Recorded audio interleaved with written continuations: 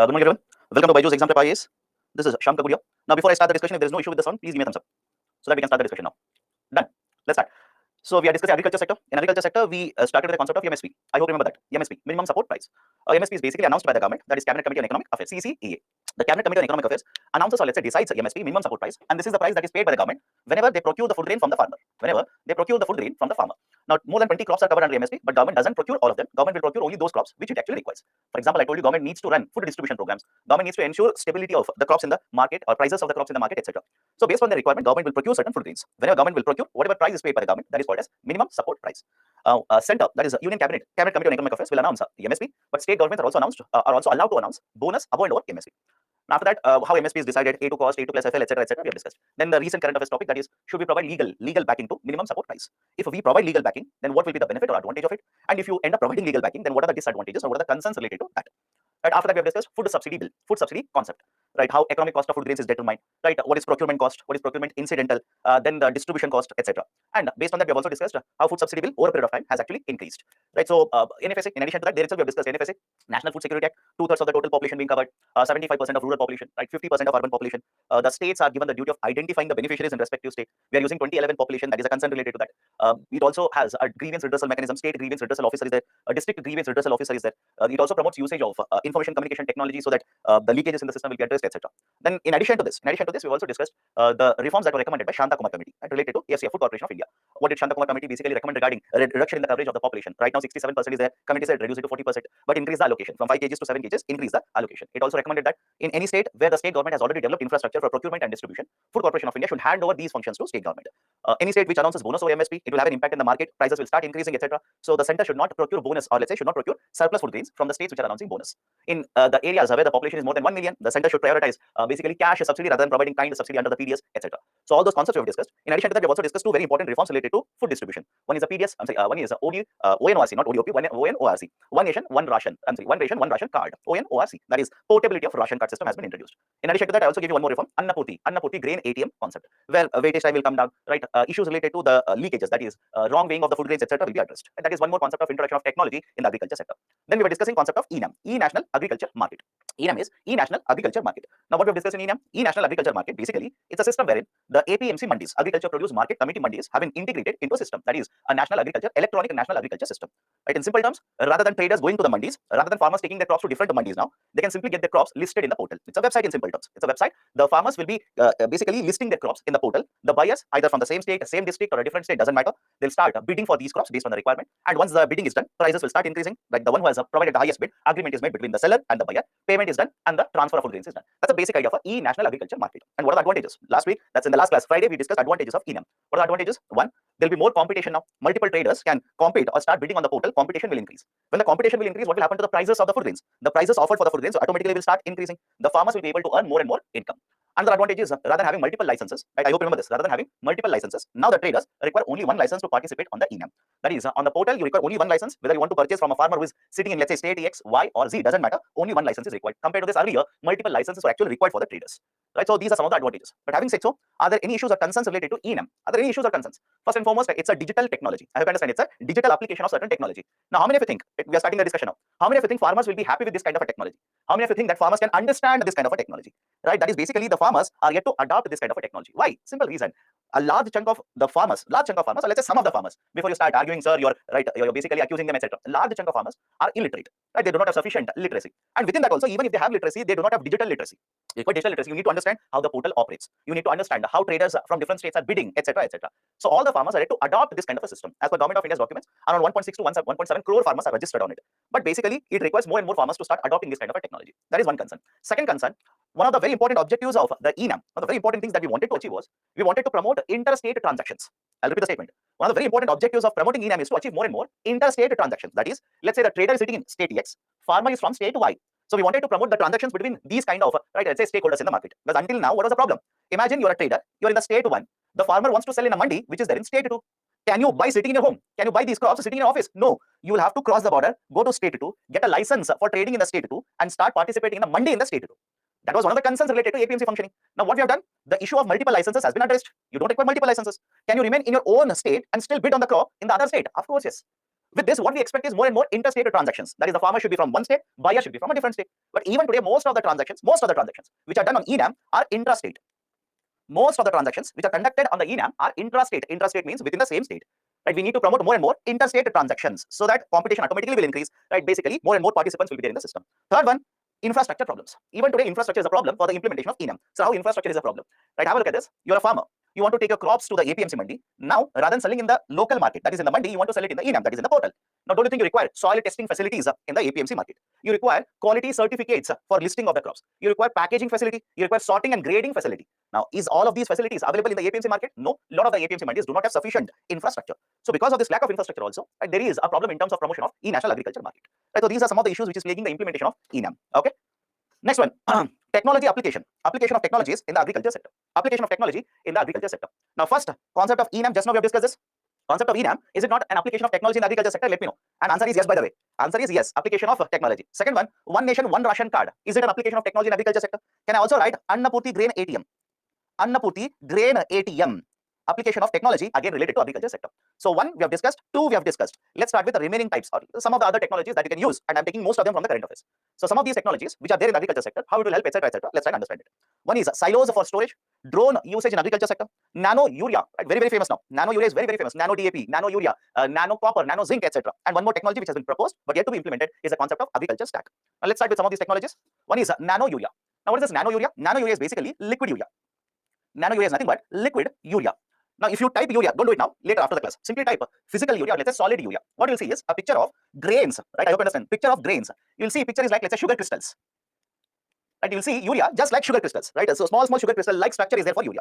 Now, basically, that is the urea that I'm talking about. Traditionally, that is used. And we have discussed this. Most of this urea that is consumed, we will import a large chunk of it. We will import. Subsidy for urea is very high, etc., etc. And there are certain, let's say, issues related to overuse of urea as well. That is nitrogen. Now, one way to resolve this particular issue that Government of India right now is promoting is concept of nanotechnology or nano urea. And please understand the nano concept is not applicable to urea. We have nano DAP now. Very recently proposed. The IFFCO, right, the same company, IFFCO has been allowed to produce a nano DAP in India. Same cooperative. IFFCO is basically a cooperative. Have a look at this. Same cooperative also has a nano zinc, nano copper, etc. Now, what is this idea for nano urea? Right now, we have a solid urea, right, or a crystalline urea that is used for cultivation in agriculture sector. But the problem is we are import dependent. Market prices, actual prices of urea is higher. Subsidy for the government is very large. And there is an issue related to usage or let's say abuse, more and more usage of urea, which is causing certain problems. How do you address it? Government says we will promote a technology now that is nano urea. What is nano urea? I've already written here. It is a liquid urea. That is, if you basically just check it, it is available in the liquid form in the bottle. Just imagine Bisleri 500 ml bottle. All of you have used a Bisleri 500 ml bottle. Some will say, no, sir, I've never seen a Bisleri 500 half a liter bottle. Any other liquid of half liter. So half a liter bottle is available in the market in liquid form. That is called as nano urea. The first nano urea in the global market has been developed by IFFCO, Indian Farmers Fertilizer Cooperative Limited. Now, what is the advantage of this nano urea? How this is going to change the usage of the traditional or physical or a solid urea, which is very much dependent upon in the agriculture sector? One, please understand this. Right now, the farmers will purchase 45 kgs of bags of urea. Generally, the bags of urea are present in 45 kgs. And the reason is simple. If you look at other fertilizers, generally the bags are weighing 50 kgs. I hope you understand. Other fertilizers, generally the weight of the bag is 50 kgs. Whereas urea, you'll see it is a bag of 45 kgs. The reason the Government of India says is, right, and again, look at the logic behind that. Most of the farmers do not look at urea in terms of kgs, but they purchase in terms of bags. I'll repeat it. If I'm a farmer, I'll go to the shop and purchase urea, not in terms of kgs. I'll simply say, I want 2 bags of urea. I want 3 bags of urea. I want 4 bags of urea. Now, rather than giving a traditional weight of 50 kgs per bag, I will reduce the weightage. In a bag, I'll reduce the weight to 45 kgs. Now, is it okay? Compared to earlier system, when the weightage is reduced to 45 kgs, if I purchase 3 bags of urea, government has actually reduced the consumption of urea by 15 kgs. Let me know. Simple CSAT calculation. Rather than having a traditional weightage of 50 kgs, if I reduce it to 45 kgs per bag, I will go to the shop and I'll still continue to purchase 3 bags of urea. Right, so what has the Government of India done? Government of India effectively has reduced the consumption of urea by 15 kgs. 5 into 3, 15 kgs. So remember this. Urea bags are generally available in a weight of 45 kgs. This is the logic behind that. Now 45 kg bag of urea is there. Instead of 45 kgs a bag of urea, one bottle of nano urea, one bottle of 500 ml nano urea will be sufficient. So look at the argument of IFFCO here. Rather than using 45 kgs bag of urea, you can simply replace that with one bottle, half a liter bottle of nano urea or liquid urea. First point, will the cost of transportation come down or not? Let me know. Will the cost of transportation because of this come down or not? And what about the cost of storage? What about cost of the storage here? Cost of the storage will also automatically come down. Point number 2. Point number 3, whenever you apply urea, it's basically a chemical. Chemical has to be absorbed. Any problem with this? Let me know. Urea is nothing but a chemical. You will apply urea and it has to be absorbed by the plant and grow. Now, IFFCO claims that effectiveness of nano urea in terms of absorption, effectiveness of nano urea is much higher compared to traditional urea. I'll repeat the statement here again. How much can be absorbed? The efficiency of absorption of nano urea is much higher than the traditional urea. Now, if you apply nano urea, nitrogen is more absorbed by the plant in case of nano urea. Can I say productivity will be higher in case of a nano compared to traditional urea? Right, I'm giving you a very important point. Absorption is much better, efficiency is much better. So the absorption will lead to higher productivity. Productivity under nano will be better than traditional. That is one more very important, let's say, benefit of nano urea. Fourth one, if I produce a nano urea in the domestic market itself, if it's present in India, if I produce a nano urea in the domestic market, tell me what will happen. What will happen to import dependency? I hope you understand. What will happen to import dependency on urea? Import dependency will come down. Right now, as per government documents, nano urea will cost somewhere around 240 rupees. Don't mug up exact number. Somewhere around 240 rupees. Whereas a bag of 45 kgs urea will cost you around somewhere around 260 to 270 rupees. And right, understand this point here. This nano urea government doesn't provide subsidy here. Government is not providing subsidy. It is already much cheaper. Don't you think farmers can basically shift from traditional urea to nano urea? So again, it is an advantage for the government of India. Right, I hope you understand. It is an advantage for the government of India. Subsidy burden on this urea will automatically come down. Right, so these are certain very important points regarding nano urea. Already we are promoting this kind of a nano urea consumption in some of the states such as Gujarat. But even then, looking at all of this, right, have a look at this. Looking at all of this, some of you look at it and say, wonderful, nano urea has a lot of advantages compared to traditional urea. But you'll basically realize that in some time, right, basically let's say after 2 months or 3 months, there will be one article, one or the other article in newspaper which says, let's say adoption of nano urea is comparatively lesser in India. I hope you understand. Right, wonderful technology. If you look at all of this, you'll realize, okay, all of them are very good advantages, both for the government as well as for the farmer. But even then, adoption of this technology is lagging behind. It is very slow in India. The main reason is said to be, look at this very carefully, most of the farmers are small and marginal in India. Most of the farmers are small and marginal. Remember the data?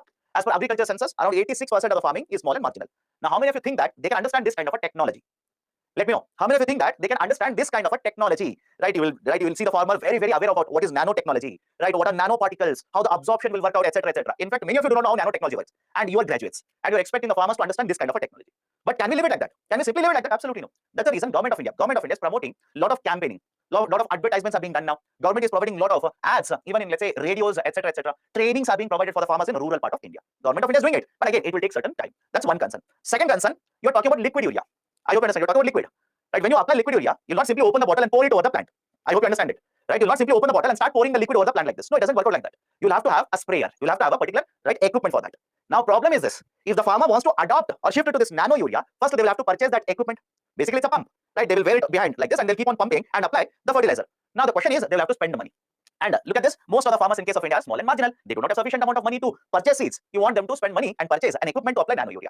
That is the precise reason why adoption is lagging behind. Adoption is lower of a nanotechnology in the Indian market. Done. So this is one application of technology. Important. Remember this. Remember, it will keep on appearing very often in the newspaper. Okay. Next, silos concept in the storage or warehousing. Now, before I start discussing, can you see the picture here? Just above my head, in the picture that you're able to see in the laptop or mobile, whatever it is, just above my head, there is a picture here. Now, have a look at the picture. Is it okay if I say these kind of storage facilities are not traditionally used in India? The traditional storage facilities in case of India, basically large buildings are there, and inside that they'll basically start storing the food grains.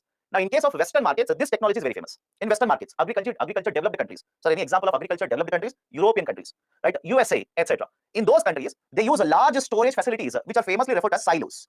Right? In those countries, agriculturally developed countries, they use a large storage facility, which is technically called as a silo. What is a silo? Have a look at this. These are very, very large structures. These are very large structures which are used for storage, for the purposes of storage. So, what is the advantage of it? Why do they opt for this kind of a storage? Reasons are very simple here. One, if you have a large container like this, have a look at this. Right? These are very, very large containers. Is it okay if I say you use a lot of technology to either submit the crops, that is basically keep the crops, or withdraw the crops?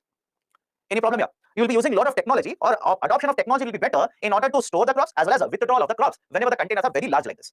And against this, look at the Indian scenario. Against this, look at India. In case of India, traditionally, we are dependent on human labor. I hope you understand. We are dependent on human labor. A lot of human labor is used to keep the food grains within the warehouse and to take out the food grains from the warehouse. Right. So usage of technology is predominant in silos. Usage of human labor is predominant in traditional warehouses. Second one, because these are very, very large. Storage space is very large. Can I say cost of operations? Cost of operations will be lower in case of silos.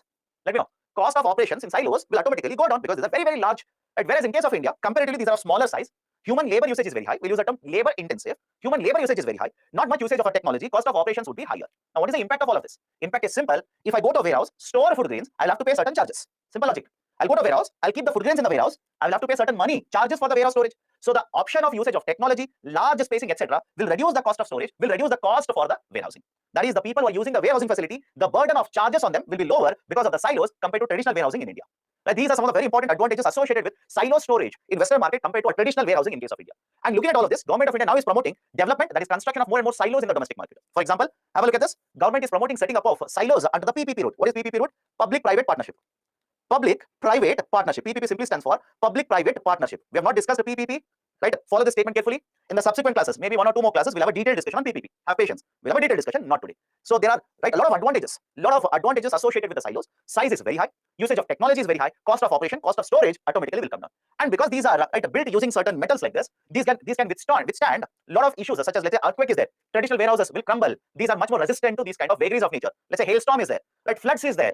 These kind of silos can withstand these kind of events in a much better way compared to a traditional warehouse. That is the precise reason government now basically is promoting development of silos or technology in the Indian market. So again, one more very important reform to promote adoption of technology in the agriculture sector. Let me go to the next one. That is agriculture drones. Agriculture drones. Now, what is this idea? What is this idea of agriculture drones? All of you know what is a drone? Let me know. You know the concept of drone or not? Basically, it's a basically application of technology. Now, there is a lot of usage of agriculture drones in the Indian context. Why? Have a look at this. Dependent on human labor in case of India, agriculture sector I'm talking about. Dependent on human labor is very, very high. We are basically dependent on a lot of usage of human labor in the agriculture sector. But the problem with that is simple. Let's say there is a pandemic. You tell me, Ansari, if there is a pandemic, will you be able to easily get access to workers in the agriculture fields? Let me know. If there's a pandemic, can you easily get access to human labor to work on the agriculture fields? But what if it is a sowing season? What if it is a harvesting season? Don't you think very, very difficult to get access? So what we can do is, rather than being overly dependent on agriculture sector human labor, we can start shifting our dependency to technologies, machineries, etc. So dependence on human labor will automatically come down. I'll give you one more example. Let's say you own 50 hectares of land. 50 hectares. You're a large farmer. Congrats. 50 hectares of land. How many of you believe that on day-to-day basis you can have a physical watch over all the 50 hectares of land? Every day, at least one, you can check what is happening in all the parts of the land that is 50 hectares. Possible? Think of it. It's not possible. 50 hectares is not a very small piece of land. It's a very, very large piece of land. Or even let's say 10 hectares or let's say 5 hectares. Is it possible to keep a track on what is happening in every part of the 5 hectares on day-to-day basis? It's very, very difficult. In that case, can we use a technology? For example, we will use a drone technology to monitor what is happening in all the parts of the land. We'll simply allow the drone to fly over the land and scan or basically find out in this part, is there flooding? In this part, is there a problem of, let's say, attack by elephants? In this part, is there growth of the pesticide, pest or impact of the pest or impact of the insects, etc., etc. So argument is simple here. Adoption of drone technology will help farmers. And government of India is actually promoting adoption of drone technology now. In the agriculture sector, government is actually promoting adoption of drone technology. That is one, government says drones can be used to estimate crops. Drone technology can be used to estimate how much crops can be cultivated. If there's a flood in the agriculture sector, in which area flooding has happened, how much is the damage to the crop, assessment of the crop can also be conducted. Drone can also be used for the application of fertilizers. Have a look at this. Application of pesticides, application of fertilizer, etc. As per Government of India's document, a drone can be utilized to spray pesticide on 1 hectare of land. 2.5 acres is nothing but 1 hectare. On 1 hectare of a land in a 15-minute duration. Within 15 minutes, you can use a drone to apply the pesticide in 1 hectare of land. Now, rather than this, if you ask the people, that is a human labor to do this, it will take a lot of time, as well as the consumption of let's say raw material, or let's say the inputs, that is money, will also be higher here. So less reliance on labor, human labor dependency will come down. Can be used to assess yield, assess crop of the plant, stress in the field, etc.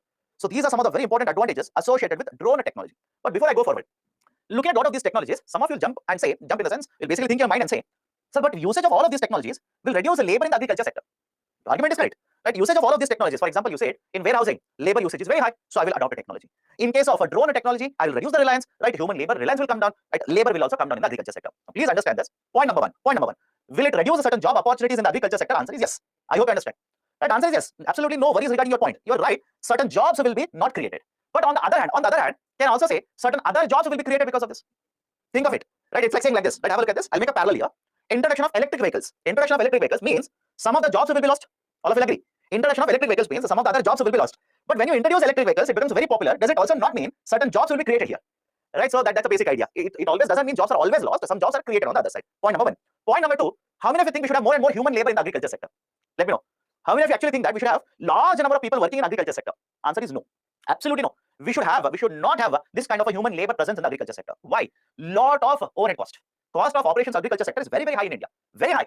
Already the farmers are paying a lot of money for this, A, B, C, D, E, etc. In addition to that, labor cost is also overhead for them.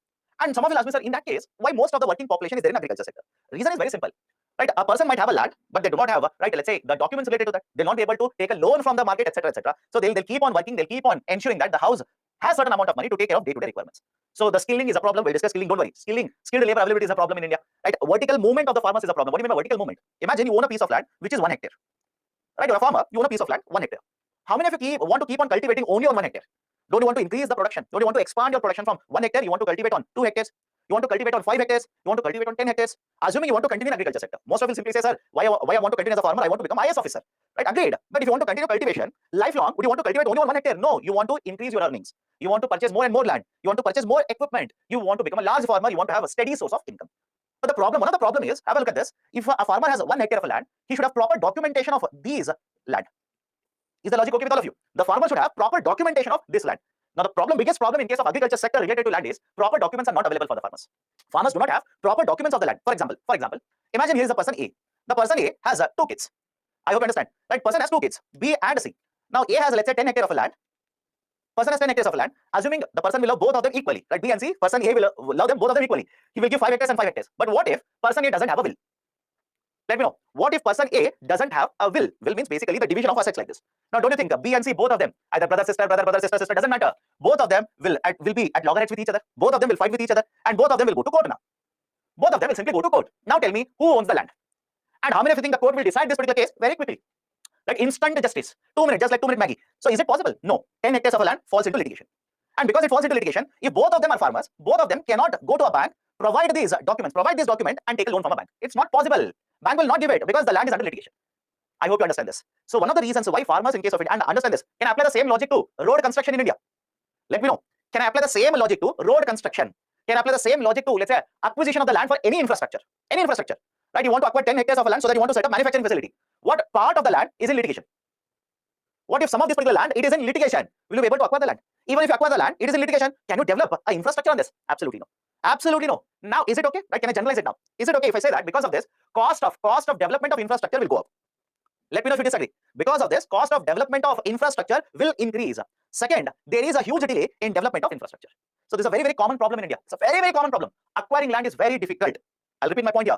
Acquiring land is very difficult in India. You might think it is very easy. Absolutely no. It is very, very difficult. You don't believe me? Forget about economics. If your parents have purchased a piece of land in any part of India, ask them how much careful they were before they purchased the land. Let me know.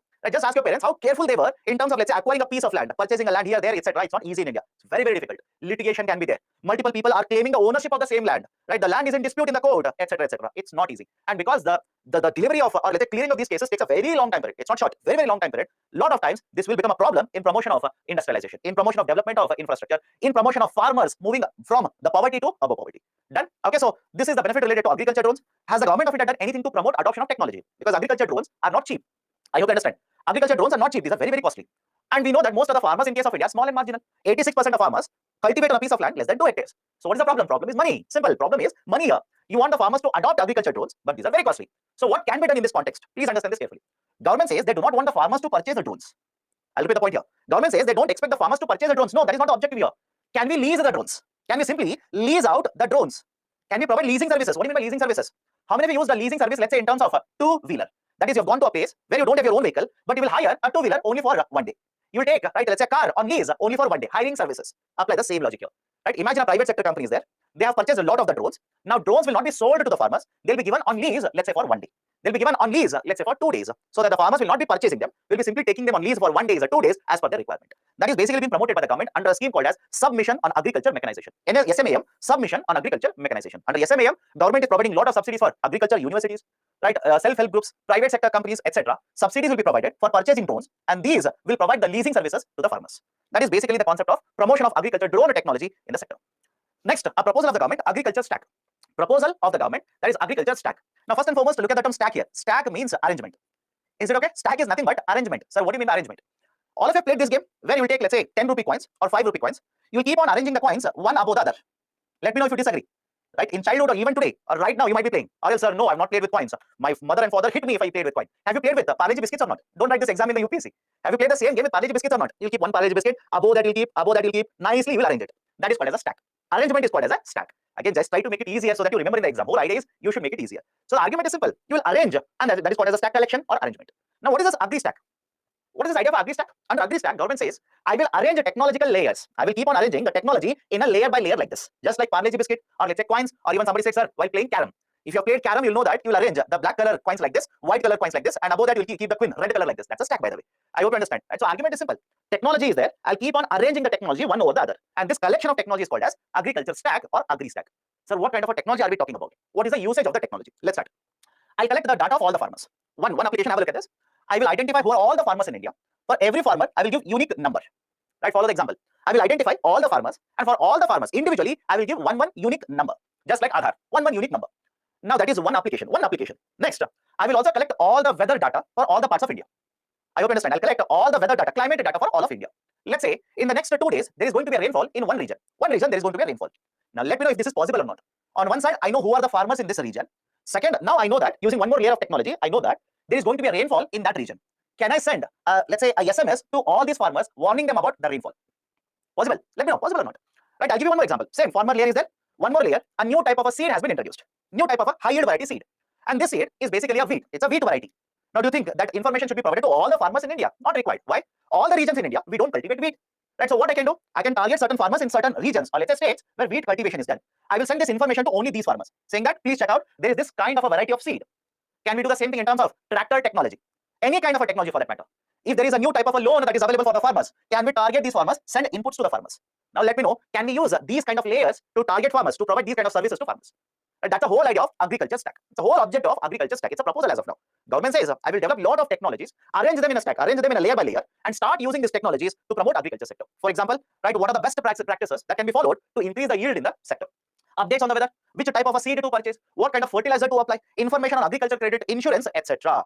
Right, using data, applications will be built which will provide recommendations, these kind of recommendations to farmers. And already mentioned, under the agriculture stack, every farmer will have a unique ID. Every farmer will have a unique ID so that we know how many farmers are there, in which region they are cultivating, etc. etc. Right, so this is one more application of technology in the agriculture sector. Right, so we have discussed multiple applications of technology. Please be very, very careful. So far in the last 2 or 3 years, no question has come from technology, but can be asked. Can be asked in the agriculture sector, right? I don't expect the question to come in the prelims, but again, can UPSC ask you a question in prelims based on nanotechnology? Of course, yes. Based on nanotechnology, can they ask nano DAP, nano urea, etc.? Can they ask the question? Of course, yes. Possibility is there. Okay, next, concept of food processing. Again, related to agriculture sector only. Concept of food processing. Now, what do you mean by food processing? Forget about economics. Please look around your table. Sir, I'm not having table. I'm sitting on the floor, etc. Don't worry. Please look around yourself. You will see a chocolate wrapper lying in front of you. You'll see pack of biscuit lying in front of you. Some of you will say, no, sir, right? I'm a very health freak, right? You will see, right? Let's say a green tea bag in front of you, etc., etc. So whatever you're able to see, a milk packet, right? A packet of biscuits, etc. Whatever you're able to see, that is basically a processed food. That is basically a processed food. Now you'll ask me, sir, what do you mean by processed food? Processed food, simply have a look at this. It is a process of transforming output in the agriculture sector. Whatever output you get in the agriculture sector will transform it into items which can be sold in the market and can be stored for a longer duration. This is very important, right? What is the meaning of food processing? Anything that is an output in the agriculture sector, you will transform, convert it to one more form, which can be stored for a longer duration and can be sold in the market. Right? Have a look at this. There's a technical term called as a shelf life. There's a technical term called as a shelf life. What is the shelf life? Best before. I'm pretty sure all of you have seen this on the processed foods. They would have written best before or expiry date. Expiry date. Now let me know. Right? Have a look at this. You have a fruit. You have a fruit. Right? And summer season is starting now. Can I take the best example of a fruit? Mango. Mango. Summer season is starting. So mango, one of our favorite fruits. Now, how many of you think that you can consume mango, purchase, keep it in the home, and consume mango after 3 months? Let me know. Anybody who says, yes, sir, I can do that, please let me know the technology. I also want to use it. Because after 3 months, you will not have mango there, and nothing will be there which can resemble mango. So, argument is simple. Can I say that the mango has very short shelf life? Let me know. The fruit has a very short shelf life. It remains fit for consumption for a very, very short duration. Maybe 3 days, maybe 4 days, maybe 5 days, etc. After that, is it fit for consumption? Can you consume it? No. But can I convert this mango into maza? Possible?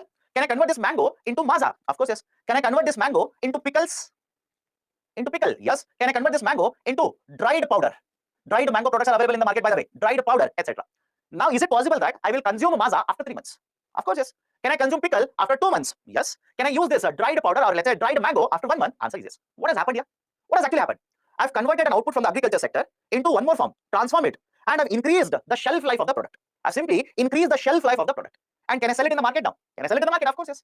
Right? Katrina Kaif will come. She will tell you, Taza Maza, please drink it, please purchase it, etc. etc. So, argument is simple here. Food processing means conversion, transforming the output from the agriculture sector into one more form, which can be sold in the market, and the shelf life of the product will be increased. That is called as food processing. Now, what are the advantages here? What are the benefits of this? One, right? Face of it, can you say that shelf life of the product will increase? The shelf life of the product will be increased. And if you're increasing the shelf life of the product, right? If you basically increase the shelf life of the product, what about wastages in the agriculture sector? What about wastages in the agriculture sector? Can I reduce the wastages?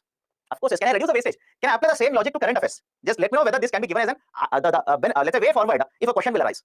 What about onion prices in India? What about onion prices in India? Onion prices are not stable. In some months, onion price will be very high. In certain more months, onion prices will crash. High, low, high, low, high, low. Right, the first point. What about supply of onion? Right, how many of you think onion supply will remain always stable in the Indian economy? That is, let's say agriculture sector. Apply the logic agriculture sector. Onion supply is always stable, always the same. No. In certain seasons, onion supply is very high. In certain seasons, onion supply will come down. Point 2. Now, look at the point 3. In seasons where onion supply is very high, market prices will crash. Market prices will crash. Farmer will not be earning sufficient income. Some of this onion will be wasted because they are not going to earn sufficient income. What is the point of taking onion to the market? They will simply allow the onion to rot. Now, can we apply food processing there? Possible? Think of it. Can we apply food processing there? So, how? Onion, which is a fresh bulb, right? Remember, the onion, most of the consumption that we do, it is a fresh bulb. Fresh bulb means what? You will see onion shape like this. It is called as a fresh bulb. Most of the households in India consume fresh bulb onion. Rather than using only fresh bulb, what if slowly and steadily we shift the consumption towards dried onion? We simply shift it towards consumption of dried onion. What about onion powder? Dried onion is available, onion powder is available. Now have a look at this. In a season where production is very high, some of it we will take, we will process it. We'll simply process it. And if the adoption of this kind of a product is very high, and in case of India, it is not high. I hope you understand the problem here. Adoption of this kind of a product is not very high. In many of your households, even as I speak, you're looking at your parents where they're basically using, or let's say most of the households, mother, where they're using fresh bulb to prepare breakfast. Adoption of this is not very high. That is the precise reason. That's the precise reason. The products are slightly costlier. And many people will say it doesn't taste natural to me. Right? I'm used to from childhood. From my memory, all I can imagine is a fresh bulb. How can I replace that with onion powder, etc.? Certain concerns are there. But is it possible in the future? You'll have to remember that. Is it possible that adoption increases? People will get accustomed to this kind of a product. More and more companies will start producing and selling. Automatically, prices will go down. So can we use this as a recommendation? Right? Just can we use this as a recommendation where in a season where there is a lot of production, take some of it, process it, and supply it in the market where there is a lower supply in the market, so that supply will remain stable, prices will remain stable. Supply and prices will remain stable. Okay, anyways, so one advantage is wastages will come down. One is wastages will come down. Second one, right, have a look at this. Second one, in case of food processing, you will see a lot of investment from the companies. You will see a lot of investment from the companies, right? Because you need to process the food. For example, conversion of mango into juice. Will the companies invest or not? So investment will be observed. Can I give you one more example? Your favorite example, right? Have a look at this. Potato into Lay's. Potato into chips. Is there an investment in this or not? Is there an investment or not? Of course, yes. Can I give you one more example? Right? Most of your your favorites only. Right? Let's say milk being converted into cheese. It is also food processing, by the way. Milk being converted into paneer. Food processing again. So argument is simple. Food processing always is associated with higher investment. Higher investment, employment generation, reduction in the wastages, etc. Now, why should we promote food processing? What is the need to promote food processing? One, in case of India, household incomes have increased over a period of time. Right? The average incomes of the households have increased. And because the average incomes of the houses have increased, demand for processed foods also has increased. Does it make sense or not? Let me know. Point number one, does it make sense or not? Average incomes have increased and the demand for processed foods automatically have increased. Second, large part of the population in case of India, it is basically in the age group of 25 years, youth population, large part of the population. And one of the characteristics of this youth population is what? The demand for processed foods for this population is very high. Right? For example, you people, right? Or let's say your siblings or your, right, let's say relatives who are below the age of 25 years. Don't you think the demand for processed foods, right? So what demand are you talking about? Maggie. Simple example, Maggie. Yes or no, let me know. Right? You provide them with a traditional food. Let's say roti. They'll say no roti. I want Maggie. 2 minutes. Right? So argument is simple. Large part of the population is below the age of 25 years and the preference for the processed foods is very high in this population. Third one, India has a huge output in the agriculture sector. We are one of the largest producers in large types of agriculture products. For example, take milk, one of the largest producers. Take, let's say, the cereals, largest producers. Take example of vegetables, good producer. Right? Take the example of fruits. We have a large availability of land in India. We can produce different types of agriculture products. What makes sense to you? Right? Producing all of them, wasting some of them, or processing which has export potential, which can be increased with a shelf life, sold in the domestic market also. Right? So it can be used to reduce wastages. It can be used to promote exports as well. Right? So these are some of the reasons why there is a need to promote food processing in India. And has the government of India been doing anything to promote food processing? Answer is yes. Government has been implementing a lot of reforms to promote food processing. For example, I'll give you the latest reform. Earlier, in the previous classes, we have discussed a reform by the government called as PLI, Production Linked Incentive or not. Let me know. In the previous classes, we have discussed one reform by the name of PLI, Production Linked Incentive. One of the sector that is covered under PLI is food processing. Around 10,900 crore worth of incentives have been kept by the government to promote food processing sector itself. But that's the latest reform. Any other reform, right, that the government has implemented? First one is Mega Food Park. I'll start using the short form now. Mega Food Park. MFP. Mega Food Park. Now, what is this idea of a Mega Food Park? Please look at the process here. Right, as far as I'm concerned, do not buy heart it. It's a very simple idea. And what will happen in a Mega Food Park? Before starting this, how many of you have seen a software tech park? Let me know.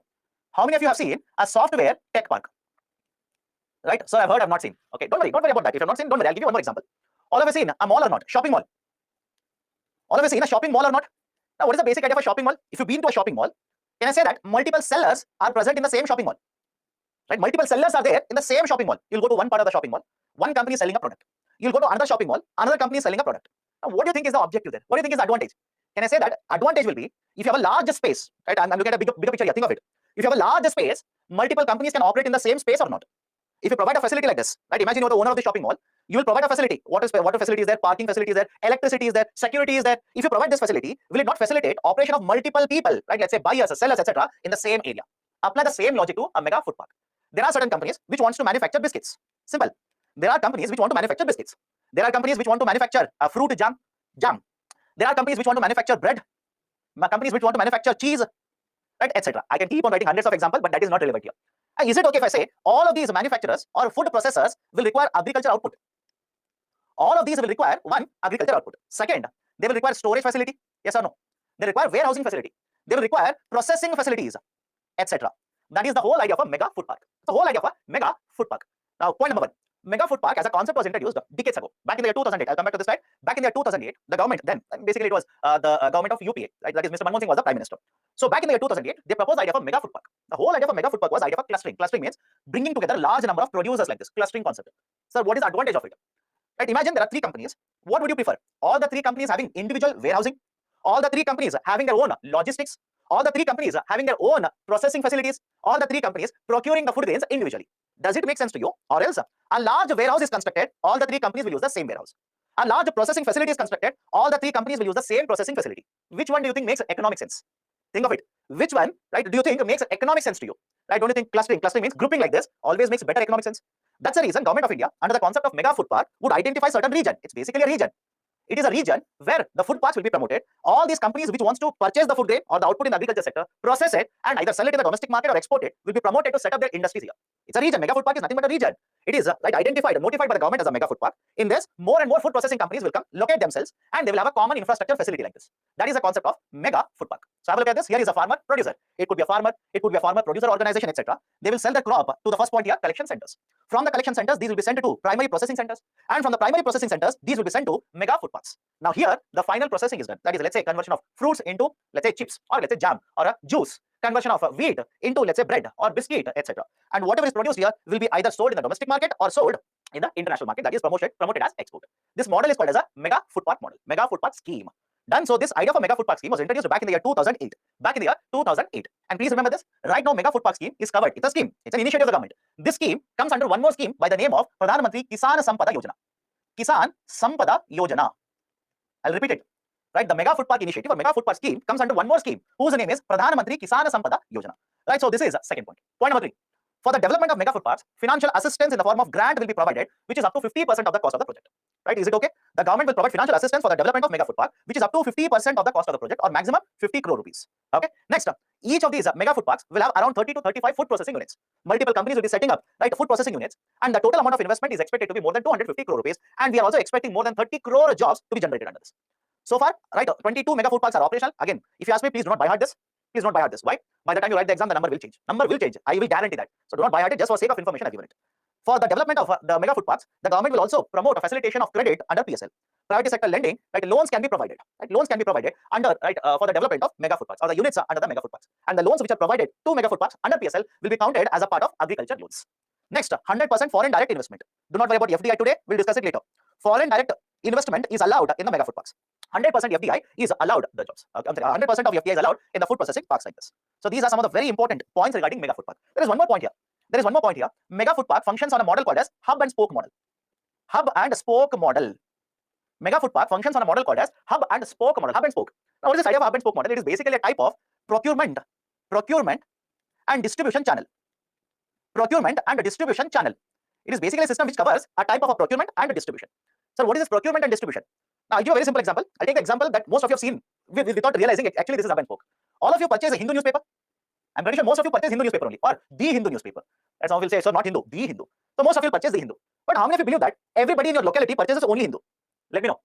How many of you are under the impression that everybody in your locality purchases only Hindu newspaper? No. You might purchase Hindu. Your neighbor will purchase, let's say, Dainik Bhaskar. Somebody will purchase the Times of India. Somebody will purchase the Deccan Herald, etc. But have a look at this. Do you think all the newspapers are printed by only one company? I hope you understand the point here. Right? Do you think all the newspapers are printed by only company? One company? No. Right? Can I put the same idea, right? The idea of a mega food park in the similar fashion. Have a look at this. There are different producers. Producer 1, 2, 3. That is printer 1, 2, and 3. Right? Have a look at this. All these printers will produce, or let's say print the newspaper, sell it, or let's say give it to one person in your area. Give it to one person. That is distributor. That is a distributor. Now, this distributor will have employed different people who are going from one region, or let's say one area to another area, actually distributing the newspapers. For example, let's say there is a person 1, or let's say boy 1, newspaper boy. There is a newspaper boy here. This newspaper boy will be given 50 copies of Hindu, right? 20 copies of Dainik Bhaskar, right? Let's say 30 copies of Times of India. This person will go to, this newspaper distribution boy will go to one locality, and right, as per the household, they will distribute the newspaper. Can I do the same thing with respect to second newspaper boy here? Can we do the third newspaper boy in the same way? Now, what is happening here? Let me know. What is happening in this example? Are we not looking at procurement and distribution system? Let me know. Are we not basically looking at procurement and distribution system here? So whenever you look at a procurement distribution system where there is a central hub, this is called as a central hub, and there are a lot of spokes, right? So what is this hub and spoke? Basically, let me give you one more similar example. All of you seen a two-wheeler tire? Two-wheeler, either let's say a bike or a cycle. Have you seen the tires or not? What you'll see is in a central part there is a solid metal, and there are a lot of let's say wires like this or spokes like this. What's the whole idea? The cycle tire, or let's say the bike tire, has to remain in a circular fashion. All of you agree? Anybody who says, sir, square will also work out, rectangle tire will also work out. No, you need to have a circular design like this. But how do you ensure the tire will always remain in a circular fashion? There is a central hub which will hold these spokes and ensure there is integrity, right? Integrity of this cycle tire or a bike tire. Again, UPSC will not ask you all of this. UPSC will not ask you all of this. But remember, there's a term called as hub and spoke model. The hub and spoke model talks about procurement and distribution system. And the mega food park will function on hub and spoke model. Right? Central hub is there, they will procure, and from there they will simply distribute. Okay, so this is one more very important reform which is being promoted by the government to promote food processing in India. Next, cold chain infrastructure. Cold chain infrastructure. Come to the last point here. Many of you ask me, sir, what do you mean by cold chain infrastructure? Cold chain basically refers to set of activities or supply chain involving cold temperatures. At cold temperature. I'll give you examples. Have a look at this. Many of you would have gone to, let's say, a meat shop. Again, just an example. Don't write this in the exam, and don't worry if it is not applicable to you. Many of you have been to, let's say, a meat shop, especially new types of meat shops, where the meat is already processed, kept in refrigerator. Yes or no?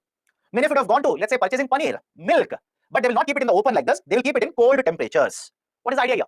For all these examples that I gave you just now, the two examples that I gave you just now, can I say it is basically a type of infrastructure which is dealing with cold temperature? It's an infrastructure which is dealing with cold temperature, freezing temperatures. Because in the freezing temperatures, you can extend the shelf life of the product. You can simply extend the shelf life of the product. So in order to promote this kind of infrastructure, government has implemented a lot of reforms, a lot of measures. For example, cold warehousing is promoted now. Cold warehousing is promoted. A lot of measures are being taken in order to promote cold chain. One of them is cold warehousing. Right? That is basically a warehouse where cold temperature, freezing temperatures are used. What about, let's say the reefer vehicles? What about reefer vehicles? Many of you ask me, sir, what do you mean by reefer vehicle? Let me give you a very simple example. You must have seen this. There is a truck. Imagine this is a truck. I know it doesn't look like a truck, but imagine this is a truck. Large truck is there. Wheels are there, here. Right? And you'll see that at the top of the truck, there is an AC unit, refrigeration unit. Have you seen these trucks? Trucks are there. At the top of the truck, there is a refrigeration unit. Some of you are saying, no, my dear, then at least get out of the home. Please have a look around. Right? Having a look around is also important. So I've never seen it. At least you have Google, later type, not now, later type, reefer vehicle, you'll see a picture like this. So what is the use of these trucks? You want to transport, let's say, meat. You want to transport, right, let's say, the other, let's say, horticulture products such as vegetables, right, green leafy vegetables, etc., etc. And so what is required is cold temperatures are required. So these kind of reefer vehicle means refrigeration unit fitted vehicles. Reefer vehicles are also required. So cold warehousing is required, right? Packaging material, packaging infrastructure is required. Reefer vehicles are required. For all of this, like government has implemented some of the reforms. Example, have a look at this. Financial aid for setting up of integrated cold chain and preservation infrastructure facilities. Up to 10 crore rupees, right? So up to a cost of 10 crore rupees is provided.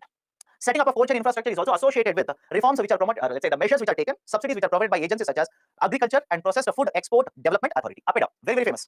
APEDA is very famous, right? APEDA is the one authority which actually promotes exports from India, agriculture exports specifically. So Agricultural and Processed Food Products Export Development Authority, National Horticulture Board, NHB, National Center for Cold Chain Development, NCCD, right? So these are some of the agencies under the government of India which are providing assistance for the development of cold infrastructure. And cold chain projects have been given infrastructure status. Cold chain projects have been given infrastructure status. Now please hold on to this idea. We'll discuss this. Not today. When I take up road infrastructure, I will write it clearly. Covered under road infrastructure. When I take up road as an infrastructure, I will tell you, what do you mean whenever a certain sector is given infrastructure status? What is the actual meaning of it? I'll explain that, not today. Done? Right, so these are some of the reforms that have been implemented by the government to promote cold chain infrastructure in the domestic market. Next one, PMFME. PMFME, Pradhan Mantri Formalization of Micro Food Processing Enterprises. PMFME. What is this idea of micro enterprises? Please have a look at this. Don't worry about definition. Trust me when I say this, I will cover it. For example, now before you start typing, sir, what is that? What is this? Just give me a minute here. Just give me a minute. Okay, come to this. Right, many of you ask me, sir, what do you mean by micro enterprises? Come to this. In case of India, we have certain industries which are referred to as MSME. Please have a look at this right now. We have certain industries which are very famously referred to as MSMEs, micro, small, medium enterprise. The name or the expansion is given here, micro, small, and medium enterprises, MSME. Now, how do we define MSME? Please have a look at the latest definition. Whatever your book says, ignore it regarding this definition. Some of the books have checked it. They have a old definition. They have a wrong criteria. Don't worry about it. This is from Economic Survey. Stick to this definition. How do I define what is a micro enterprise? It's an enterprise where investment in plant, machinery, etc. is up to 1 crore rupees, where the turnover means revenue. Turnover simply means revenue, where the turnover is up to 5 crore rupees. Any problem here? MSME, micro, either a service sector or a manufacturing sector, doesn't matter. In case of both of them, how do I define a micro enterprise? Where the investment in plant and machinery, that is up to 1 crore rupees, and the turnover by these enterprises is up to 5 crore rupees. What about small enterprises? Investment is more than 1 crore, up to 10 crore. More than 1, up to 10. And the turnover is more than 5 crore, up to 50 crore rupees. Up to 50 crore. And what about medium enterprises? Where the investment in plant and machinery is up to 50 crore, and the turnover is up to 250 crore rupees. So on these two criteria, please remember this. On these two criteria, we define what is a micro, what is a small, and what is a medium enterprises. Now let me ask you a very simple question. Look at it and let me know. How many of you think micro enterprises are very competitive? Let me know. How many of you think micro enterprises are very, very competitive? Anybody says that? Let me know. How many of you think the production done by micro enterprises, the production that they do will be very large quantity? Very large quantity, right? Lot of technology they are using, right? They can compete with foreign companies or even larger companies in India. They'll be able to generate per unit. They'll be able to generate a lot of employment. All the questions, answer is same. No, no, no, no. And the simple reason, you'll ask me, sir, how can you say no? Please look at the investment they're doing. Right? The answer is right in front of your eyes. Please look at the investment that they're doing. If your investment is up to 1 crore, can you purchase latest technology? No. If your investment is 1 crore, can you generate huge amount of output? No. Will you be able to generate large number of jobs also per unit? Again, the answer is no. So argument is we have large number of micro enterprises. Fact is simply this.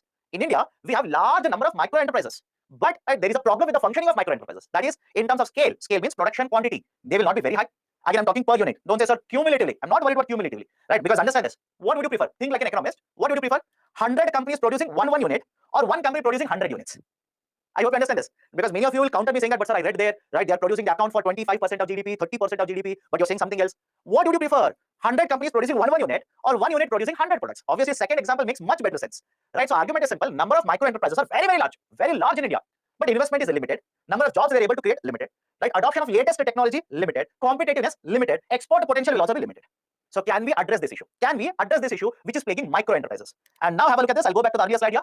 We are not talking about all the micro enterprises. We are talking about only those micro enterprises which are there in the food processing industry. Done? Any problem with this? We are not talking about all the micro enterprises. We are simply in this scheme. We are talking about only those micro enterprises which are there in the food processing sector. Right? Under this PMFME, government itself says there are around 25 lakh food processing units. There are around 25 lakh food processing units, and these are not registered with the government. Problem is that these are not registered with the government. These are not incorporated. Incorporated means these are not registered. These are unincorporated, not registered with the government, and these are micro enterprises. These are micro enterprises, and because these are micro enterprises, these will not be able to compete with the bigger companies. These will have very limited export potential, etc. So government says I will target such micro enterprises. Target is 2 lakh micro enterprises under the scheme. The target is to provide benefit to 2 lakh micro enterprises. And how do I do that? Government has allocated 10,000 crore rupees for a duration of 5 years, starting from 2020 to 2025. Right? So reason is simple here. These are very small enterprises, micro enterprises. And what will Government of India do using this 10,000 crore rupees? Have a look at this. Government will provide training and financial support for technology upgradation.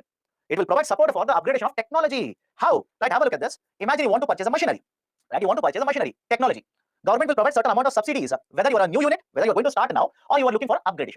Either ways, you want to set up a new unit. Government will provide subsidy to you to purchase a good technology. You are already there, you are producing, but you want to upgrade a technology, government will again provide assistance to you. That is basically one of the very important objectives under PMFME. Second, will also help them in getting registered. Right? Will promote the registration process. So that again, some of you might be thinking, sir, why is the government of India wanting them to register? Why? What is the reason?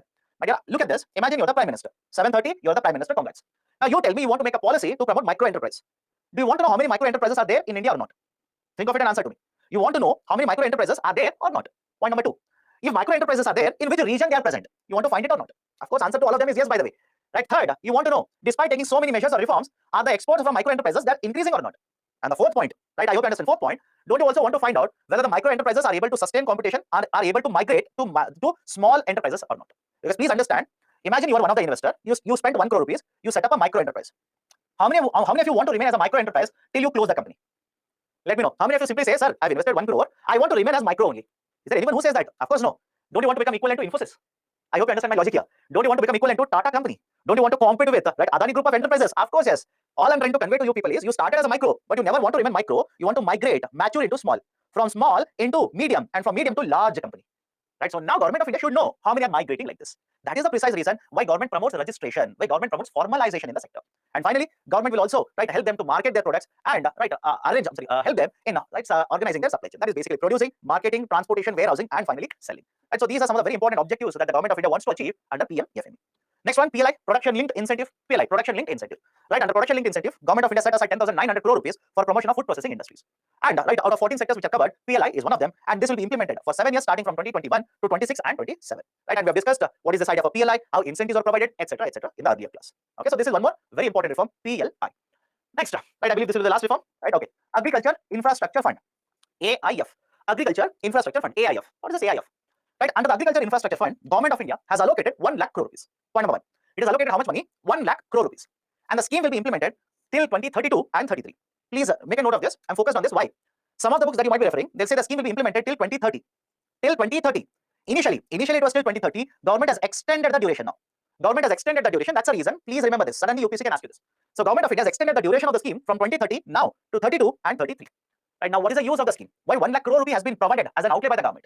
Government says we will allocate 1 lakh crore rupees and we are going to promote post-harvest management infrastructure. Right, post-harvest management infrastructure. What do you mean by post-harvest management infrastructure? Follow the sequence here. In agriculture sector, what is the sequence? First, you will sow the seeds, then you will harvest the crop. Any problem with this? First, you will sow the seeds, then you will harvest the crop. After the harvesting is done, you will require multiple types of infrastructure. Right, you require multiple types of infrastructure after harvesting is done. So, what kind of infrastructure? Have a look at the examples that I have given here. Sorting and grading infrastructure. Warehousing, that is a cold storage or normal warehousing infrastructure. cold chains, processing centers, etc. So a lot of infrastructure is required after harvesting of the crop. The objective under Agriculture Infrastructure Fund is basically to promote this kind of infrastructure. Right, so how they will promote? Subsidies are provided. Simple. Subsidies are provided. Subsidies are provided in order to promote this kind of infrastructure by the government. That is Agriculture Infrastructure Fund. In fact, under AIF, you remember the concept of interest subvention? Let me know. Do you remember the concept of interest subvention or not? Right. In fact, under AIF, on some of the projects, again limits are there. On some of the projects, interest subvention is provided by the government. Okay, so these are certain very important reforms to promote food processing sector in the Indian market. Done. Now, finally, what are the challenges for food processing industry? FPI, food processing industry. Food processing industry. What are the challenges? One, most of the demand for processed foods comes from the urban market. Right, have a look at this. Most of the demand for the processed food comes from urban market, not the rural market. But you tell me, where is the most of the population of India residing? I hope you understand my statement. Most of the demand for processed foods comes from the urban market. But where is the most of the population residing in India? Rural market. So if the food processing industry wants to sustain and generate a lot of profits, they will have to develop certain products which will be accepted by rural India in addition to urban India. All of you agree with me? Urban India, people have money, people are accustomed to this lifestyle. They will keep on purchasing the processed foods. But you will have to promote the consumption of these processed foods in a rural part of India. Can I give you one example? Can I give you one example where they're trying to do this? How many of you have seen the Maggie ad? 2-minute Maggie ad where the target is a rural household? Let me know. How many of you have seen that Maggie ad where the target is a rural household? And trust me, a lot of economic concepts you'll be able to understand by looking at advertisements. Look at advertisements, you'll be able to understand a lot of economic concepts. Can I give you one more current affairs example? If you have been watching IPL, Friday it has started, IPL, you'll see one advertisement of Piramal Finance. Have you seen that? Piramal Finance. Right, there is one advertisement very famous now, Piramal Finance. Right, so I have not seen those ads. My dear, please at least watch TV. Right, don't become so much engrossed with UPSC preparation. Right, dedicate some time in a day again, entirely left to you. Don't say, sir, how can you tell me that, etc., etc. Right, so there is one ad which is coming now, Piramal Finance. Please observe it. Observe it. We'll connect it. Don't worry. So have a look at this. There is one ad by Maggie where in a rural household, the child has got very good marks in the exam, test paper, and the mother will give certain amount of money, ask the child to go to the shop and bring Maggie packet. Right, so you will basically see a rural household, then the consumption of Maggie is being promoted in a rural part of India. Right, and please understand what they're trying to do with this ad. What are they trying to do with this ad? They're trying to promote the consumption of Maggie as a product even in rural part of India. Because the idea of Maggie is more accustomed to urban lifestyle. But they're saying no. It is right. It is very much possible even in rural part of India. It will become a product of consumption. So again, so one, concentration of demand. Concentration of demand. A lot of the demand comes from urban part of India. And one of the reason for this is most of the processed foods, not all of them, most of the processed foods, they are developed targeting urban population. They are developed targeting urban population, right? So you need to have investment in development of the projects targeting rural population as well. Infrastructure problems, right? Let's say cold warehousing, normal warehousing, transportation, etc., etc. So infrastructure problem. Cost of transportation in case of India is higher. Market prices are higher. So all the rural households will not be able to afford it. Export competitiveness will come down. Right? Unorganized sector, that is those which are very small, not registered with the government. Right? These, let's say, presence of this is very, very high. Presence of such units is very, very high in India. And finally, large number of micro and smaller units where investment is limited, turnover is limited, employment opportunities as well as export potential is limited. So these are the challenges, right, which government of India says the food processing industry is actually facing. Done. Okay, so these are some of the points I wanted to discuss regarding agriculture as well as food processing. Now, some of you said, sir, I watched the IPL match in Jio Cinema. My dear, then you're not watching correctly, because I also watched in Jio Cinema, and the ad that I spoke about Piramal Finance has come in Jio Cinema only. Whether it has come in Star Sports or not, I don't know. But don't worry, UPSC will not ask you that question. Let's start solving the questions, man. Let's start solving now.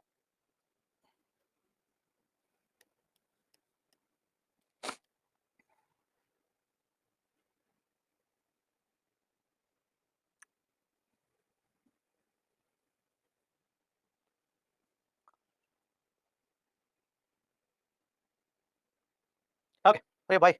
35% have answered option B. Why? Please focus on this carefully. Approved. What do you mean by the term approved? Approved means decided. Approved means decided. Who's going to decide? FRP or sugarcane? Who's going to decide FRP or sugarcane? Cabinet Committee on Economic Affairs. CCEA. I've told you this. Cabinet Committee on Economic Affairs will decide, right, the FRP. The CACP will recommend. CACP will recommend FRP. I've written this in the slide also. In an annotated slide, it is there. Please have a look at it. CACP will recommend, but it is approved or decided by Cabinet Committee on Economic Affairs. Option A is the right one here.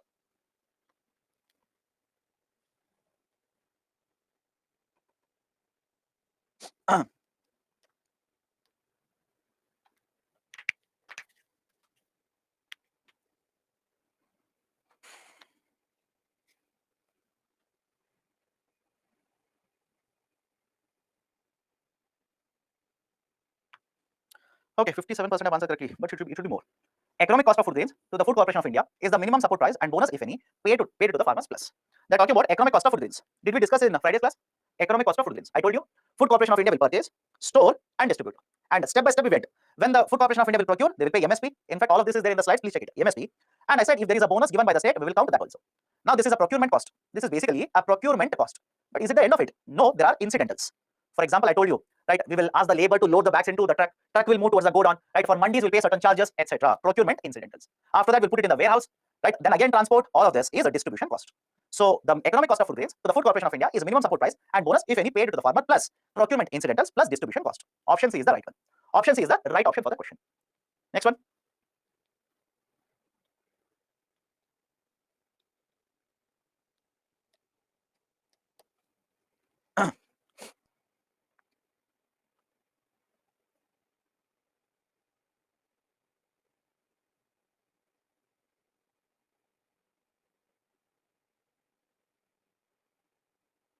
Okay, 56% have answered correctly. Why?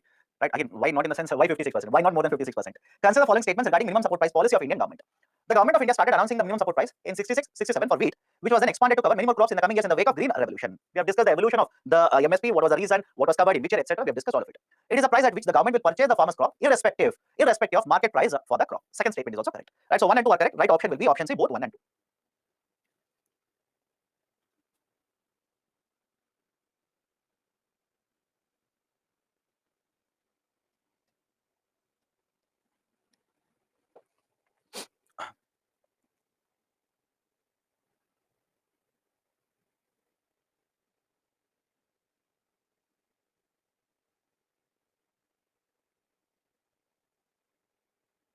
Okay. No, 52% have answered correctly. It should be more. Let's start. Consider the following statements. In the case of all cereals, pulses, and oilseeds, the procurement of minimum support price is unlimited in any state or UT of India. You tell me, is the procurement unlimited? Is the procurement unlimited? Unlimited means any amount of crop they will simply procure. Right? Does it happen? No, it will never happen. It will never happen. In fact, look at the term oilseed also. Okay. In the case of cereals and pulses, the MSP is fixed in any state or UT at a level to which the market prices will never rise. Any guarantee? Let me know. Any guarantee? What will be the market price? Will it be always higher than MSP? Always lower than MSP? Or equal to MSP? Any guarantee? Absolutely no. I hope you understand. Why? Don't you think the market forces will determine what is the market price and not MSP? I'll give you a current affairs example. You tell me. If government of India decides the MSP of a particular crop, let's say wheat is 1,000 rupees, Russia and the Ukraine war, will it not ensure that the wheat prices in the market in India will be more than 1,000 rupees? I'll repeat the process. Let me know whether this has happened or is it possible or not, because this has happened. This has in fact happened. I said the government of India has announced the MSP of 1,000 rupees for wheat. The war between Russia and Ukraine, will it not drive up the market prices of the wheat to about 1,000 rupees? Of course, it has driven. It has actually increased the wheat prices to about 1,000 rupees, and that is the precise reason exporters looked at it and started procuring and exporting wheat. Right, started procuring in India and started exporting it to international market. As a result of this, what will happen in India? For rice, wheat, what would happen in India? The market prices will further increase, causing inflation. Hasn't the government of India implemented certain policies to control it? I hope you understand. That's a precise reason. Hasn't government of India implemented certain policies to control the supply, to reduce the exports in the domestic market? Right? It makes perfect sense. Prices will never rise. Absolutely no. It can rise beyond MSP as well. So both are wrong. Right option will be option D, neither 1 nor 2. Okay. Our descriptive question now. Elaborate the policy taken by the government of India to meet challenges of food processing sector. Right, food processing sector, there are challenges. What has been done by the government of India? 3-step answer. 3 points. Remember the 3 points. One is interaction by the way. Second one is main body. Third one is the conclusion. Now what will be there in the interaction? Please define what is food processing. Just in 1 or 2 statements, define what is food processing. Come to the challenges. This is the main body by the way. This is the main body. Right, come to the challenges. What are the challenges faced by the food processing industry? Large number of small and micro and small manufacturers. Right, concentration of demand from urban part of India. Problems with infrastructure, cost of logistics or transportation is very, very high. Research and development of the products targeting rural demand is lesser, etc., etc. So we have discussed a lot of these issues. Now, what has been done by the government? What steps have been undertaken by the government? Right, 1, Pradhan Mantri Kisan Sampada Yojana, under which we are promoting integrated cold chain. Reforms have discussed. Right, mega food park again discussed. 1 district, 1 product scheme. Come to this now. Come to this. This I have not written in the slide. It is not in the slide. Let me discuss this. 1 district, 1 product scheme. What is this 1 district, 1 product scheme? In case of India, around 750 plus districts are there. Right, in India, around 750 plus districts are there. Government of India says, I will identify 1 product in every district. I hope you understand. I will identify 1 product in every district which has export potential. Which has export potential. Can I give you one example of a product which has export potential? Any product which has a GI tag. Have you heard of this? Geographic indications. Right? Any product which has a GI tag, does it have an export potential or not? Of course, yes. So the argument is simple here. Right? Argument is simple. In every district, I'll try to find out 1 product which has export potential. Now, I will try to promote more and more export of this to the international market. There's a problem in warehousing. I will try to address it. Right? There is a problem in terms of, let's say, getting raw materials. I will try to address it. Labor availability is a problem. I will try to address it. So every district, I will try to find out 1 product and I'll try to promote export of this product. Now, can I also say this is a bottom-up approach? Let me know. This is a bottom-up approach. Right? And these are very, very important terms. UPSC can suddenly throw this term at you. Is it a bottom-up approach? Of course, yes. Bottom-up approach means our planning is not at the national level. The planning is happening at a district level. I hope you understand the idea here. Right? Top to bottom, bottom to up. Bottom to up means what? We are not planning for whole of India. Our target is not whole of India. Our target is 1 district. This district, plan for this. Next district, plan for this. Right? This is basically a bottom-up approach. Please be very careful. These kind of terms can be used by UPSC. Right? Please be very careful. Bottom-up approach. Right? So 1 district to 1 product scheme has been launched by the government, and basically under this, we are trying to find out. Right? We are adopting a bottom-up approach. We are trying to find out 1 product in every district like this, which has export potential, and any problem with the supply chain, we will address it. We'll address it so that exports will increase. Now, I'll add one more point here. I'll add one more point. Can we use this concept of 1 district to 1 product scheme and develop district itself for export? Can we target the district itself to promote exports? That's the whole idea. And because right now what we're doing is, until now, Right, have a look at this. Until now, we were not targeting districts. We were targeting, let's say, this state A, state B, state C, etc., etc. Now, I'll give you a simple example. Let me know which is better. Think of it and let me know which is better. Imagine there is a state 1. This is example 1, by the way. This is one state. In the state, let's say 20 districts are there, but all the 20 districts do not have the same potential. Right? There are certain districts which are very well developed, very well developed. Right? For example, let's say if you talk about India, right? You take a state such as, let's say, Chennai. Do you think all the regions, states such as Tamil Nadu, not Chennai, Tamil Nadu. Do you think all the districts in Tamil Nadu, right, are developed? All the districts, right, are basically having the same kind of infrastructure, employment, etc. No, argument is simply no. Can we move on from, let's say, Tamil Nadu to Uttar Pradesh, right, Gujarat, right, let's say Punjab? You'll generally say some of the areas very well developed. What about other areas? What about other areas? Do not have sufficient infrastructure, right? Employment is not generated in all the regions. Incomes are also not getting distributed in all the regions, etc. Can we address it? That is, let's say, in example 1, 20 districts are there. 2 districts are very well developed, capital of the state, etc. Infrastructure is very superior, right? The industries are located in these 2 districts, and export potential is there. Example 2, same state, 20 districts are there. In each of the districts, I'll find out one product, start export of the product or promote export of the product. Can I say under example 2, we can ensure regional development? I hope you understand. Under example 2, we can promote a regional development. Because in example 1, we are achieving export, no doubt. We are achieving export in both the cases. But in example 1, in one region, growth is very high. Other region, it is falling behind. But in the second example, by identifying one product in every district, promoting the export of that product, are we not ensuring, right, other regions are also getting developed here? Right, that's a reason, right? One district to one product scheme plays a very important role like this. We are also promoting FDI and food processing. You can also write the production linked incentive here, PLI. Production linked incentive as one more reform, right, in case of food processing industries. So what should be a conclusion? Highlight why food processing industry is critical in terms of employment generation, reduction of wastage of agriculture output, right? Let's say stabilizing the supply in certain situations, etc. Right, so this is how you write a model answer. This is a model answer, by the way. Practice, you will get the hang of it. Next question. What do you mean by minimum support price? How will MSP rescue the farmers from the low income trap? First part of the question is very straightforward. What do you mean by MSP? Second part, let me explain. So 3 points, again 3, right, let's say 3 headings. Introduction, main body, and conclusion. What is introduction? Start with MSP. Start with the definition of MSP. And by now, I know you have a lot of data regarding MSP. Do not write, let's say, essay in the form of introduction. I hope you understand. Most of you do that mistake. You have a lot of data now. We'll start. You know, Government of India, back in 1967, introduced, right, the concept of MSP. MSP here stands for minimum support price. You know, initially it was introduced for wheat, and you know, later it was extended for other commodities. You know. You'll keep on writing introduction. You'll make it, right, let's say an essay there. Don't waste. Limited number of words. So what is MSP? Minimum support price. Has been introduced by the government. More than 20 crops are covered under this. That's it. Don't waste a number of words. Come to the main body. Right? What are the problems related to low income trap? Because there is a concept of low income trap here. Let me explain this. What is a low income trap? Here is a farmer. And by now this should be, right, basically tattooed in your mind. Most of the farmers in India are small and marginal. How much? More than 86%. Now, if the farmer is small and marginal, what will be the investment done by the farmer? How much investment do you think the farmer will do in the agriculture sector? Do you think the farmer will be investing very high? That farmer will purchase agriculture drones, farmer will purchase tractors, multiple of them, etc., etc. No, investment in agriculture sector will be lower. Now, if investment is lower, what about output? What about productivity and output of the farmer? Obviously, the productivity, output, etc. will also be lower. And if the output is lower, how much is the revenue earned by the farmer? How much is the revenue earned by the farmer? The revenue earned by the farmer will be lower. Now, again come to the starting point. The farmer has a lower revenue. What about investment? Lower. What about output? Lower. What about revenue? Again lower. Can I say this is a low income trap? Let me know. So what do you mean by trap? Trap is basically a jal. Right? Trap is nothing but a jal. You're basically stuck up in a trap wherein your investment will be lower, income will be lower, investment will be lower, income will be lower. Is it good for a farmer? Is it good for the farmer to be in this situation? No. Is it good for agriculture? No. Is it good for Indian economy? Again, no. So what are the problems with the low income trap here? What is the problem with the low income trap? Investment is very low. Right? Do you prefer a low investment in agriculture sector? What about technological adoption? What about mechanization? What about better inputs such as irrigation equipment, quality seeds, quality fertilizer? Don't think all of them will be affected. So what are the problems of low income trap? Farmer incomes are very low. Productivity will be very low. Agriculture sector contribution to overall GDP will also be low. Right now, benefits. How MSP will provide benefits and it will help the farmer, right, basically move out of this low income trap. How it will help the farmer in breaking out of this low income trap? Right? One, farmer will get irrespective of the market prices. Farmer will be guaranteed with certain amount of returns under MSP. Second, it is an insurance against the market risk, because today if the supply increases, what will happen to market prices of the crop? If there is no MSP, imagine a situation, no MSP. Every farmer is selling in the market. Supply, if it is higher, what will happen to market prices? Market prices will crash. So is the farmer not facing a risk? That is market price risk. Of course, yes. Can we provide a protection to the farmer through the policy of MSP? Is it not an insurance to the farmer through the policy of MSP? It will also provide incentives for more and more agriculture production, supply of certain products, or let's say supply of certain agriculture commodities in the market. Right. So these are some of the benefits that you can attribute to the idea of a MSP and write conclusion based on this. Done. Okay. One more descriptive question. After this, we'll take a break. Some of you are asking for a break. After this, we'll take the break. Don't worry. What are the reformative steps taken by the government to make food grain distribution system more effective? Can I give you 2 examples that we have discussed just now? 2 examples. Just in the sense under agriculture. What about Annapurti food grain scheme? Annapurti ATM. Is it not a reformative step taken for making food grain distribution more effective?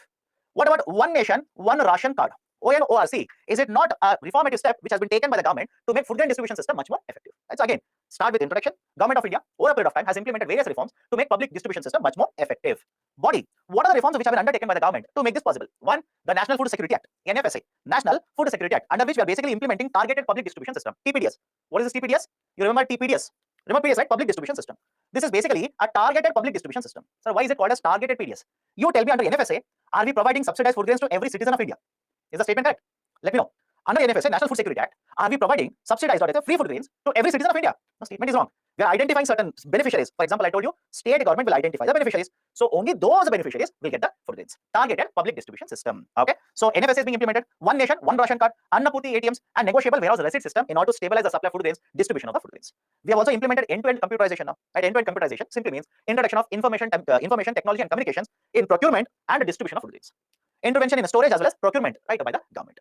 Right? Having said so, there is a need for more reforms. Having said so, there is a requirement of more reforms, right? Such as the implementation of Shanta Kumar Committee recommendations. For example, the Shanta Kumar Committee says reduce the coverage from 67% to 40%, so that the subsidy burden on the government will come down. Right? Subsidy burden will come down. Right? Include private sector. Right? So what is the use of the private sector here? Development of warehousing capacity. We have discussed this, by the way. Development of warehousing capacity. Silos will it not make procurement, storage, and distribution much more effective? Decentralize the procurement that we have already done. Okay. Right. So these are some of the very important points that you can write to answer these kind of questions. I've given a conclusion also. Food grain distribution is very critical. Why? I'll tell you. Right? If you remember earlier, while discussing the WTO and the idea of a subsidy, I told you poverty numbers in case of India are very high. Do you remember this? The number of people who are very poor are very, very high in India. So government of India has the duty of providing food security to all of them.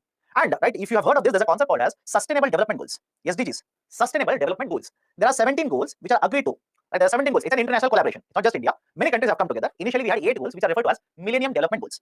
But we have crossed the threshold of the time period for MDG. Now we have SDG, and time period is 2030. Right? So have a look at this. Under SDG 2030, there are 17 goals. Again, further divided right into 169 criteria or 169 targets. Right? One of the targets is zero hunger.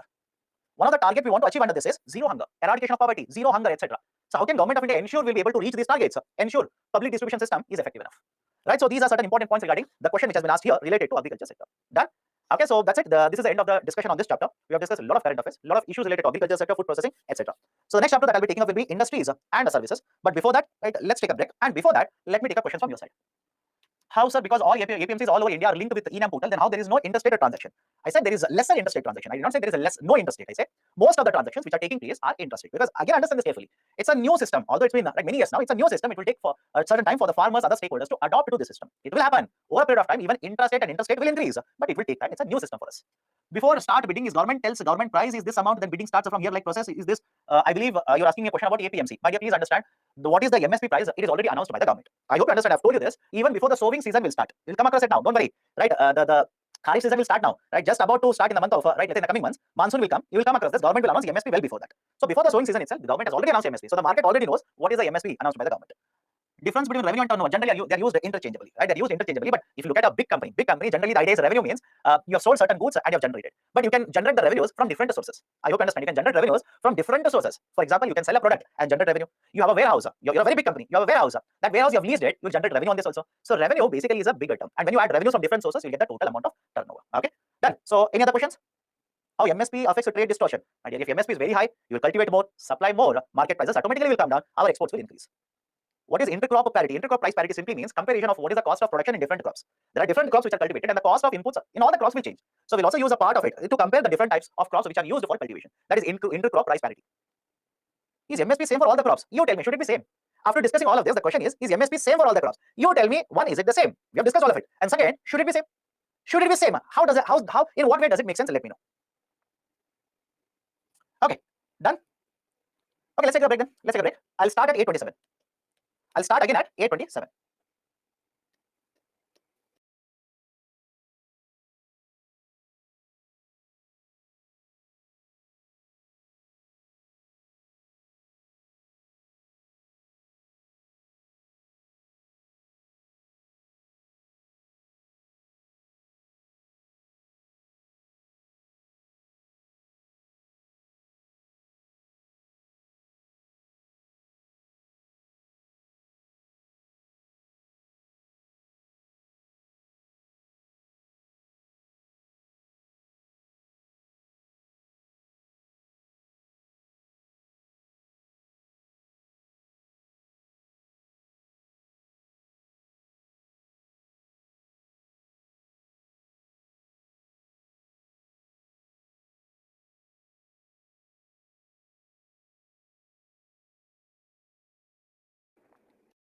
So next chapter that we'll be starting will be industries and services. Now what I'll be covering under this. First, we'll start with industrial policies. Let's start. So next chapter, so that we can start the next chapter now. Am I audible? Okay, let's start. So next chapter that we'll be starting will be industries and services. Now, what I'll be covering under this? First, we'll start with industrial policies. One of the very important industrial policies is LPG, liberalization, privatization, and globalization. We'll also discuss the concept of disinvestment policy. Now, before I go forward, how many of you read regarding disinvestment? One article which appeared in Hindu on Friday, I believe. Friday in Hindu newspaper. How many of you read the article regarding disinvestment? Right, the finance minister has announced that we are finding it very difficult to reach the disinvestment target because of pandemic. Right, but however, in the last couple of years, we are using CPSE ETF to sell more and more ownership in the market and generate money in the form of disinvestment. If you have not read, my recommendation, please do read that article. Next one is MSME. Right, we'll cover more concepts regarding MSMEs. Then we'll discuss aggregates, that is IIP and ICI. Don't worry, long form is there in the respective slide. Then we'll discuss services. Then reforms. We'll discuss certain very important reforms here. For example, I'm pretty sure you've heard of Startup India. Yes or no? Let me know in the comment section. Startup India. Have you heard of this? We'll have a detailed discussion about Startup India. Right, what is the idea of a startup? Right, why government of India is doing this? What are the reforms, etc. We'll also discuss Make in India. Make in India initiative. Two very, very important reforms which have been implemented and promoted by the government. But be very careful with this. Now let's start. And after this, as usual, questions. Let's start. Now, this idea of industrial policies. Post-independence, government implemented a lot of industrial policies. Right? For example, Startup India is an industrial policy. Make in India is an industrial policy. But before that, right, because Startup, Make in India, these are very, very recent reforms. Just after independence, government announced one policy for promotion of industries. That is industrial policy of 1948. 1947, independence, 1948 policy. Now, what was the important point in the industrial policy? After independence, there was a discussion. Government of India wanted to promote industries. But now the question was, which of the industries will be promoted, owned by Government of India? Which of the industries shall be promoted, but owned by the private sector, where government will only regulate, where government will participate, etc., etc., etc. So that decision was provided, or that clarity was provided in the form of Industrial Policy 1948. Point number one, Industrial Policy of 1948 announced that India is a mixed economy. India is a mixed economy. What do you mean by mixed economy? Go back to the first class. Right? So in the first class, I told you the idea of a mixed economy, where the private sector as well as the government both are present. Both are present in the economy. Both are providing certain goods and services, producing goods and services. Right? So India adopted a model of what? Mixed economy in the first industrial policy of 1948. Now, if you say government is present, government will produce and sell goods and services. Private sector is also present, produce and sell goods and services. Now the question was, how many sectors, or let's say how many industries will be kept under the control of the government? How many industries will be provided for the private sector to participate? That is the next point, logical point now. You say both are present. So now the question is, how many industries for the government? How many industries for the private sector? So under the industrial policy of 1948, government divided all the industries into four categories. Government divided all the industries into four categories: 1, 2, 3, and 4. In the first category, government said only the government of India will have the monopoly. What do you mean by monopoly? Single producer and supplier. Simple idea. Monopoly means single supplier. So in the first category, government said only I will be producing, only I will be providing these goods or services in the market. For example, railways, atomic energy, arms and ammunitions. Anything to do with the defense, railways and atomic energy. Government said only I will do that. Private sector will nowhere be allowed to enter into these industries. Category 1. Category 2, we identified certain sectors where private sector is already present. Private sector is already there. But if there is a requirement of one more unit, if there is need to produce more, if there is a need to set up a new unit, shall be done only by the government. Right? More private sector entry will not be allowed. Only government is allowed to set up new units within the sector or within the industry here. That is a mixed sector. New units would be established only by government of India. Private sector is already there, but no more entry of the private sector. Right? The government will be setting up new units if there is a requirement. Example, coal, iron ore, etc. Third category. Private sector is present. Government will not be working here. Government will not be producing anything in these sectors. Government will regulate the sector. Government will simply regulate the sector. Right? Example, cement, cotton, sugar, etc. So government of India regulated these 18 industries. Government did not have any production done here. But government said if it is required, I can enter here also. Because ultimately government has all the powers. Right? So government would simply regulate. Right? That is the third category. And the fourth category, anything that will not come under the category 1, category 2, and category 3 will be classified under the fourth category. Is okay? I'll repeat it again. Category 1, only government of India. Category 2, private sector is present, but no more entry of a private sector. If it is required, government will be setting up new units. Category 3, private sector is already there. Government will not do anything here, simply regulate the sector. And category 4, all those industries which will not fall under the first, second, and third category would be classified under the fourth category. Best example for this is agriculture sector. Right, so this is how government of India divided the industries into four categories: 1, 2, 3, and 4. But please understand, government also said we will think of nationalization. Have a look at this. We'll think of nationalization. Nationalization means what? Ownership will be transferred from the private to government. I've written it here. I'll simply use an arrow mark. Ownership will be transferred from the private sector to government. So government clarify that. We'll think of nationalization, but not today. In 1948, no, we will not introduce nationalization. We will try to do nationalization after 10 years. We will review how is the private sector doing. Is there a requirement of a nationalization? We will review it after 10 years, and maybe then we'll take a decision regarding nationalization. That is the importance of Industrial Policy of 1948. After this, government introduced one more policy: Industries Development Regulation Act. Industries Development and Regulation Act. IDRA, Development and Regulation Act. 1951. So why suddenly 1951? Why this policy was introduced? Please look at the 2 points here very carefully. Whenever you talk about policies, let's say industrial policies, connect the industrial policies with planning in India. It makes your work easier. Connect your industrial policies with planning in India. Why? Right? Remember this? We have a concept of 5-year plans. Your high school knowledge, use it here. Right? We had a concept of 5-year plans earlier. Today we do not have it, but earlier we had. But to achieve the 5-year plans, we promoted industries. So don't you think industrial policies as well as the concept of planning both are interrelated? Basic idea. It makes your work very easy. Industrial policy as well as the 5-year plans both were integrated like this, interrelated. One will have an impact on the other like this. So 1951, go back to high school, go back to your treasury chest and imagine and tell me what happened in 1951. What happened in 1951? Why is the 1951 so important for India? First 5-year plan. Any problem with this? Again, I know I've not discussed 5-year plans. I know that. I'll discuss it. Don't worry. First 5-year plan was implemented. So even the policy was changed by the government. Industrial Development Regulation Act of 1951. Now, what were the provisions under the IDRA 1951? Point number 1. Government of India identified certain industries. Every private sector company which is there in these industries will have to be registered with the government. Simple. They will have to be registered with the government. No option given to them. All the industries which were covered under that, now they will have to be registered. First point. Second point. Requirement of permission. For every activity that the private sector was doing, now they were supposed to take the permission or the approval of the government. Right? For example, sir, what do you mean by activity here? You want to expand your production? Take the permission of the government. You want to invest 1 lakh rupees? Take the permission of the government. So the concept of regulation, concept of more regulation of the private sector was actually introduced. Okay. Third one. If the affairs of the company, affairs means activities of the company were not up to the mark, the government could simply conduct an inquiry. So what do you mean by this? Right? Imagine you're producing a product. You're a private sector company. You're producing a product, but you're simply reducing your production so that scarcity gets created in the market. All of you agree? Right? You will reduce your production, you control your supply so that scarcity gets created in the market. You will make profits because of that. Possible or not? Is it possible or not? Of course, yes. So should government of India allow this to continue? So government said, if you're not operating correctly, first of all, you're taking a license from me. You're not utilizing the license correctly. You're abusing the system. Then I'll conduct investigation against you. Right? Conduct an inquiry against such company. Now, if the company has given a wrong information to the government to get a license, imagine false data has been given to the government. Wrong information has been given to the government. Then government of India will simply cancel the license. Right? In case of submission of the wrong data, licenses would be cancelled. Government could recommend reforms for a particular industry, and the private sector which is operating in the industry was supposed to implement the reforms. Whether you like it or you do not like it, you will have to implement these reforms. Now, what if, right, some of you simply say, so what if I don't like a reform implemented by the government, right, and they want me to implement it? What is the option available to me? Government said under IDRA, no option available to you. If you do not implement the reform, I'll simply take over the management of the company. If you do not do what I say, I'll simply take over the management. Basically meaning I'll snatch away the ownership from your side. That's it, you will end up losing the ownership. Government was also having the power to regulate or control supply, control pricing of the commodities, distribution of these goods in the market. Right? So all the powers were basically concentrated in the hands of the government of India. Concentrated in the hands of government of India. Basically, all of this led to what? Corruption in the system, bureaucratic hurdles in the system, license Raj, permit Raj in the system. Okay. So IDRA 1951. Then came one of the most important consequential policies of the government, industrial policy of 1956. Very, very consequential. Why? Look at the change in the policy of the government. If you remember earlier, we divided the industries into 4 categories. And in very few of them, government had monopoly. Do you remember that? Right? In very few of them, atomic energy, railways, etc., government had monopoly. And in other sectors, either government controlling, government regulating, etc., private sector entry was allowed. But now government of India changed the policy completely. Changed the policy. Right? And please understand, this is related to, again, second 5-year plan. We'll discuss the second 5-year plan later, don't worry. This is related to second 5-year plan. Second 5-year plan came into force from 1956.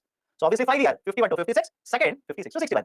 Now if you remember your high school education, you'll remember that second 5-year plan is known for industrialization in India. Second 5-year plan is known for industrialization, promotion of industrialization in India. But government of India decided this idea of industrialization, I will do myself. I will be driving this industrialization. How? I will be setting up industries.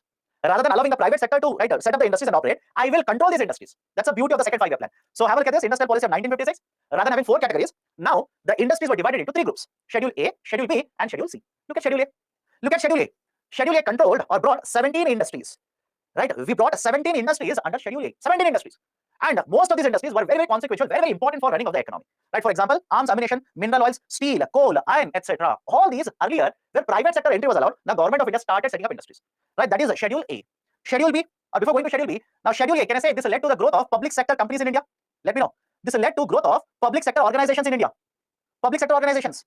Right? That is companies, statutory corporations, undertakings of the government of India. It led to a huge growth in the public sector, right, entities or public sector organization. And do not worry about public sector organization, how they are divided, what is the meaning of each of them. Give me some time, I'll show you the classification. Now, Schedule A, this is the outcome. Schedule B included 12 industries where government will allow the private sector to continue to operate. Private sector is there, we will allow the private sector to continue to operate. But if there is a requirement of a new unit, no more private sector entry, government will set up these industries or government will set up the new units. Examples are given, but my recommendation, do not buy it. List is very long. Don't buy it everything. Schedule B. What about Schedule C? Whatever will not fall in the A and B, by default will fall in the C. Is it okay? Right? Those industries which will not be covered under A and B will be covered under C. Can I give a same straightforward example? Agriculture sector. I hope you understand. Schedule C included all the remaining industries when establishing and development of units would be undertaken by the private sector related to agriculture sector. Right? So industrial policy of 1956 is associated with growth or the burst of public sector organizations in India. It is also associated with the second 5-year plan where government of India planned for industrialization of the Indian economy. Industrialization. Okay, so this is IP 1956. Now after this, what happened? The growth of public sector increased, investment by the government increased. I hope you understand, because government is driving industrialization. Investment by the government increased, etc. But over a period of time, there were concerns regarding the working of the Indian economy. For example, all of these issues basically led to the situation of 1991. And what was the situation of Indian economy in 1991? For example, there was a crisis in the Gulf. There was a crisis in the Gulf. So what is this crisis in the Gulf? 2 countries in the Gulf went to war. Simple. 2 countries went to war. Right? And why this is connected to India? Some of you might simply say, sir, why should I read Gulf crisis? Why should I even remember Gulf crisis connected to India? The reason is, just like today, earlier also, we were dependent on lot of import of crude oil. Simple idea. We were dependent on import of lot of crude oil. Now, this Middle East, which is one of the very important supplier of crude oil, if there is a war in the Middle East, you tell me what will happen to price of crude oil. prices of crude oil started going upwards. I hope you understand. Started going upwards. And we were importer, just like today. What will happen to price of import? Price of import ballooned, right? Shot through the roof, increased abruptly for the government now. So one, that is the point. Second point, when these two countries are fighting the war like this, Indian citizens are present in these countries. I hope you understand. Indian citizens are present. They are earning, they are sending back the dollars to India. What will happen to remittances? What will happen to remittances? Automatically, the remittances will fall down. Automatically, the remittances will fall down. Can I connect it to a picture here? Don't, even if you have not seen, don't worry. UPSC will not ask you about picture. How many of you have seen the movie Airlift? Let me know. How many of you have seen the movie Airlift? Even if you have not seen, nothing wrong with that. I hope you understand. Even if you have not seen, nothing wrong with that. Right? But if you have seen, this is exactly what I'm talking about. This is exactly what I'm talking about. So the war happened, war broke out, and as a result of this, the crude oil prices went up, and the remittances that were flowing to India dried up. You tell me, continuously there is outflow of dollar. Continuously there is outflow of dollar, but inflow of dollar is getting affected. And some of you might simply say, sir, what about other exports? Please understand this very carefully. Until 1991, government of India did not promote exports from India. Right? When I say did not promote, unlike today, I hope you understand my point here. Unlike today, there was no such policy to promote more and more exports from India. Right? We have discussed foreign trade policy. Remember that. We have discussed foreign trade policy. Foreign trade policy is not implemented by the government after independence. Absolutely no. The idea of foreign trade policy was not implemented right since independence. Idea of foreign trade policy came into force post 1985 in India. Right? Because until then, right, who was driving the growth in the Indian economy? Just now we have discussed this. Until then, who was driving industrialization? Who was driving growth in the economy? Government of India. Government of India, not the private sector. Government. Investment was done majorly by government. Public sector. Production was done through public sector organizations. Supply was done through public sector organizations. Private sector was there, but majorly contributed by the government. So that was the precise reason. That was the precise reason why you will see the idea of a promotion of foreign trade post 1985 in India. Right? Until that, it was majorly focused on domestic growth. Right? Produce, sell, and drive the growth. Then we realized, no, that's not possible. That's not possible. Why? Even in 1970s, there was one situation where the crude oil prices shot through the roof. I hope you understand. Even before 1990, in 1970s, there was one situation where crude oil prices shot through the roof, and we were dependent. There was a pressure on forex reserve. 1960s, there was a pressure on forex reserves. 1990, much larger pressure on the forex reserves. That is, have a look at this. We were facing the BOP crisis. We were facing the BOP crisis in 1991. That is, we were about to exhaust our forex reserves. That is the reason government of India decided, okay, we need to change the policy then. We completely need to alter the approach that we are following now. So point number one, there was a crisis in the Gulf. As a result of this, remittances went down, right? Outflow of dollars went up. And as a result of all of this, the balance of payment situation, right? We were facing BOP crisis. Next, fiscal deficit of government of India was very, very high. Do not buy out the data. Don't buy out the data because 8.4% was the peak. From one year to another year, obviously FD will change. So fiscal deficit of government of India was very, very high, 8.4%. Right? Today itself, we are looking at the fiscal deficit of the government of India. We are concerned. So imagine back in 1990s, fiscal deficit FD was 8.4%. Right? That's a very high number. And don't you think when the FD is very high, and look at the year also 1990s, government would go for monetization of deficit. Let me know. Government would simply go for monetization of the deficit. And when government will go for monetization of deficit, what will happen to inflation? What will happen to inflation? Inflation rate in the domestic market was also very high. Right? It should make perfect sense to you. Crude oil prices are very high. Government is monetizing the deficit. What will happen naturally to inflation rate? Inflation rate was very high. Interest liability, right, was somewhere around 37%. Meaning what? The amount of expenditure that was incurred by the government in 1 year's budget, let's say, expenditure is incurred. Part of the expenditure is interest payment. More than 36% of the expenditure was because of the interest payment. So you can imagine to what extent the borrowings were very, very high for the government. If you're paying 36% of the expenditure in the form of interest, imagine what would be the borrowing profile of the government of India. So borrowings were very high. Interest liabilities were around 36%. Now, how many of you think interest, only focus on interest here. How many of you think interest is a capital expenditure? Right? I hope you remember the discussion that we had earlier. How many of you remember that interest is not a part of capital, interest payment is a part of revenue expenditure. So if 36%, that is more than 1/3 of your expenditure is because of the interest, don't you think the expenditure on the capital head will be constrained, will be limited, etc. So these were certain issues related to the situation of Indian economy by 1991. So the performance of public sector enterprises or public sector units or undertakings was also very, very poor. Many of the public sector undertakings of the government or public sector companies of the government were incurring losses. Right? So this was the situation in 1991. And to address all of these problems, government introduced a set of reforms, very famously referred to as LPG reforms. Liberalization, privatization, and globalization. LPG stands for liberalization, privatization, and globalization. Right? What is this liberalization, privatization, and globalization? Let's understand them individually. Let's start with the first one, liberalization. Now, some of you generally, right, you will get confused between liberalization and privatization. Understand the concept carefully. Now, I'll give you a very simple example. Let's start with a very simple example. Industrial policy of 1956, IP 1956. Now, is it okay if I say under IP 1956, 17 industries were reserved only for public sector? Is it okay? 17 industries were reserved only. Reserved means where government will be setting up industries. What about private sector entry here? Private sector is not allowed. Can I say this is a regulation? Let me know. Can I call this as a regulation? One of the regulation of the government. Now have a look at this. Have a look at this. What if government of India says, I will not keep 17 industries for public sector. I will reduce it. I will reduce the number. In fact, in 1991 policy, this was actually reduced from 17 to 6 industries, which means now, more than 10 of these industries, private sector entry will be allowed. Private sector entry will be allowed. Entry of private sector is allowed. Can I call this process as a deregulation? Let me know. Can I call this process as withdrawal of or right flexibility in terms of regulations which were introduced earlier by government of India? Some of the regulations which were implemented, government now is withdrawing these regulations. Is it okay or not? Can I go to the next point here? Right? Is it okay? Right? So various regulations which were implemented earlier were deregulated, were withdrawn by the government. And this process of deregulation, it is called as liberalization. The process of deregulation. Deregulation means what? The regulations which were implemented by the government over a period of time, these regulations have been withdrawn by the government. Right? That is basically called as liberalization. I'll give you one more example. Right? Foreign investors earlier were not allowed to invest in the Indian stock market. Now, Government of India says that regulation will be withdrawn. As a result of this, now foreign investors are allowed to come to India, invest in the Indian market. Is it not deregulation? Think of it. Is it not deregulation? I'll give you one more example. Public sector banks so far were not allowed to issue shares in the market. Until 1991, public sector banks were not allowed to issue shares in the market. Right? Issue shares in the market. What is the meaning of it? If PSBs want capital, they were never allowed to go to the market, issue shares and raise the capital. That was not allowed. Now that regulation will be withdrawn by the government. Can I call it as a deregulation? So argument of liberalization is very simple. Certain restrictions or regulations were imposed by the government over a period of time.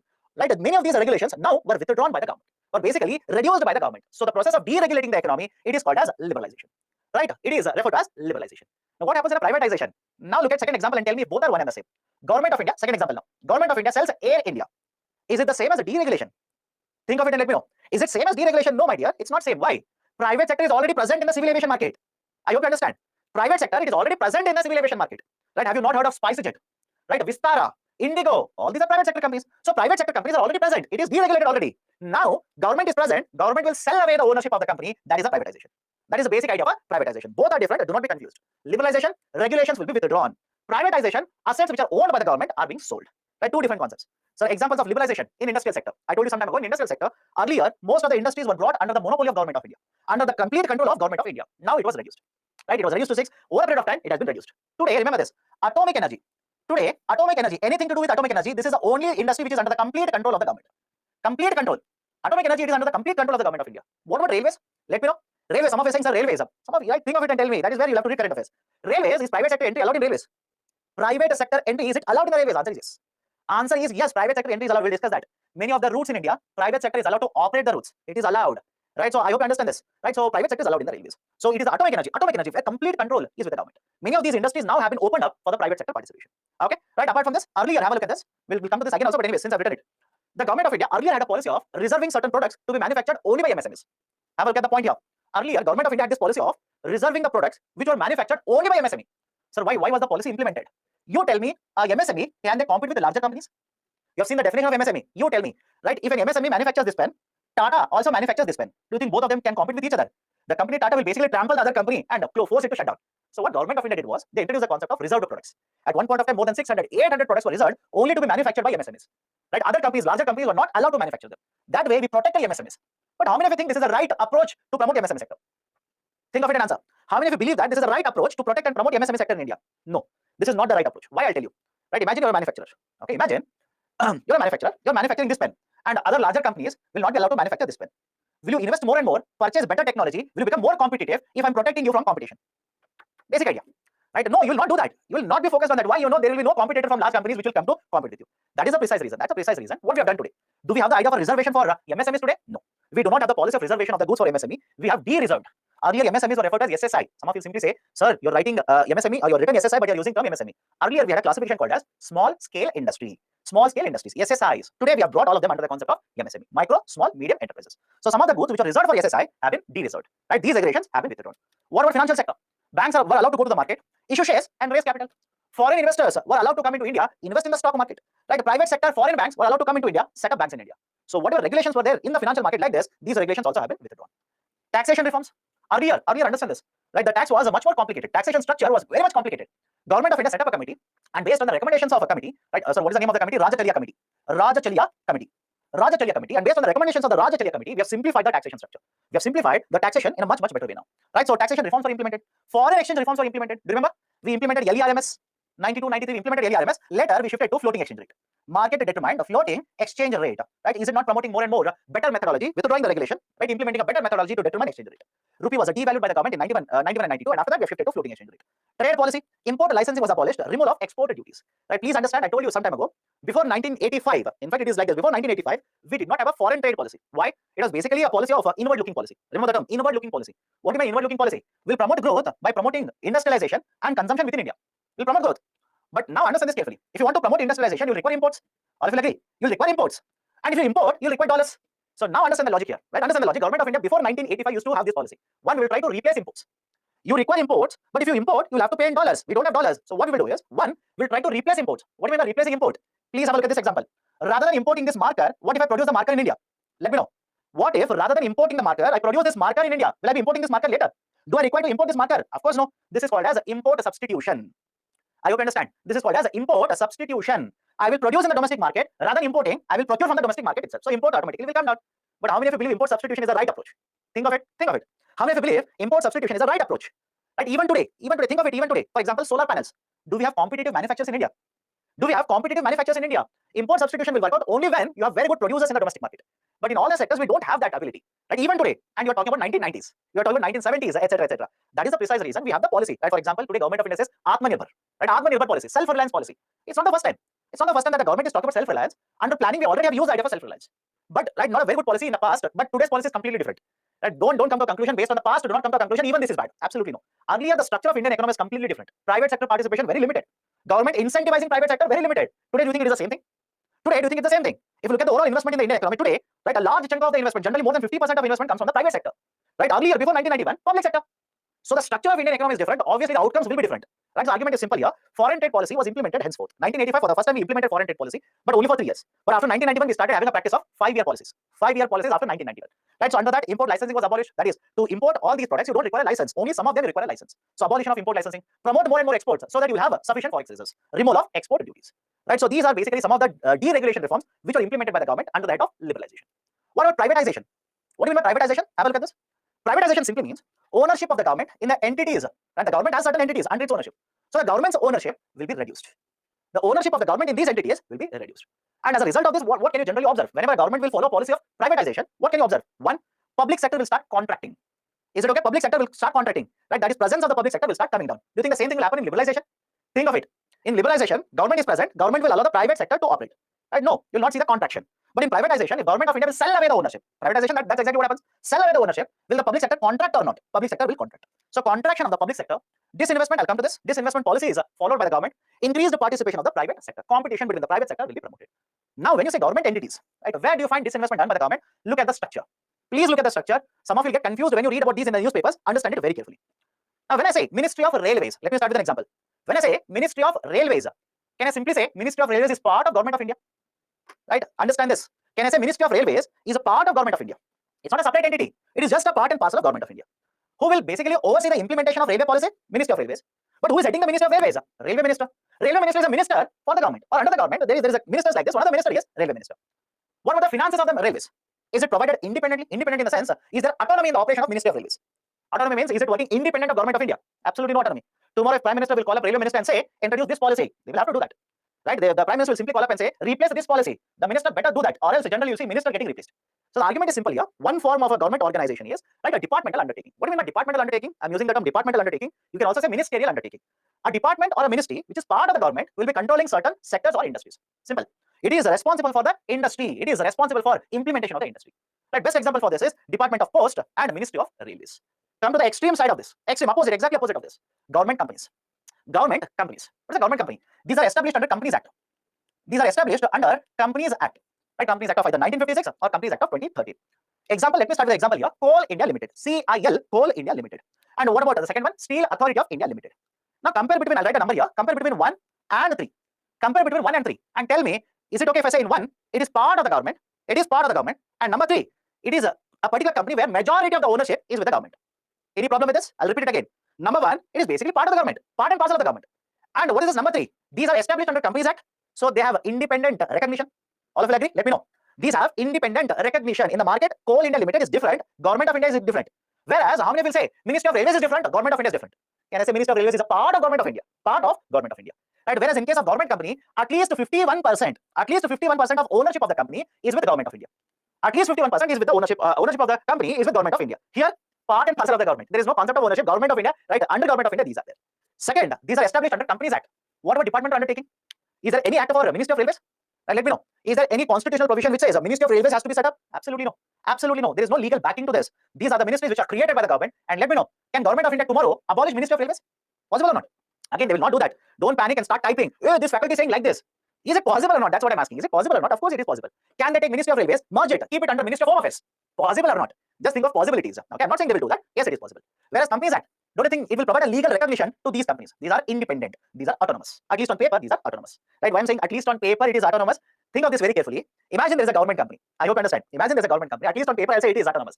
If there is a government company, which is wherein government of India has, let's say, 98% of ownership, where government of India has 98% ownership, you tell me who is driving the decision making of these companies. I hope you understand. Right? At least on paper, we say these are autonomous, these are independent, but there's a problem in this also. There's a problem. That is, if government has majority of ownership, that is, let's say 98%, 99%, or let's say 99.999%, the decision making is driven by the government. But at least is it okay if I say, compared to 1 in 3, interference of the government is lower. Right? Compare between 1 and 3. I'm saying in case of 3, interference, that is authority of the government, in 3, it is comparatively lower. Why? Here, it is a government company where government has at least 51% ownership, but the setup of the company, operations of the company, right, the behavior of the company, everything is dictated by the provisions of the Companies Act. Everything is dictated under the provisions of the Companies Act of 2013. Right? Now, there is a middle ground. Between 1 and 3, there is a middle ground. That is public corporation. These are also referred to as statutory undertakings. Statutory corporations. Public corporation. I'll start with an example. Food Corporation of India and NABFID. Do you remember NABFID? National Bank for Financing Infrastructure Development. Food Corporation of India. Both of them have been established with the passage of Act of the Government of India. I'll repeat it. What do you mean by statutory corporations? Government of India introduced the bill, got the bill passed, and as a result of this passage of the bill, which became an act, we have set up an authority. Food Corporation of India and NABFID. Now, can I simply say it is a middle ground between 1 and 3? Let me know. It is basically a middle ground between 1 and 3. Right? What do you mean by middle ground? Is it part of the government? Right? For example, Food Corporation of India. Is it part of the Government of India? Part in the sense, is it part of the ministries? No, it is not part of the ministries. Is it part of the department? Again, no. It is an entity. It is basically an entity which has been set up by the government, which will undertake certain activities as per the provisions of FCI Act, which will act as per the provisions given in the FCI Act. Right? If Government of India wants to change the activities of FCI, can I say that first they will have to amend FCI Act, just like RBI, by the way.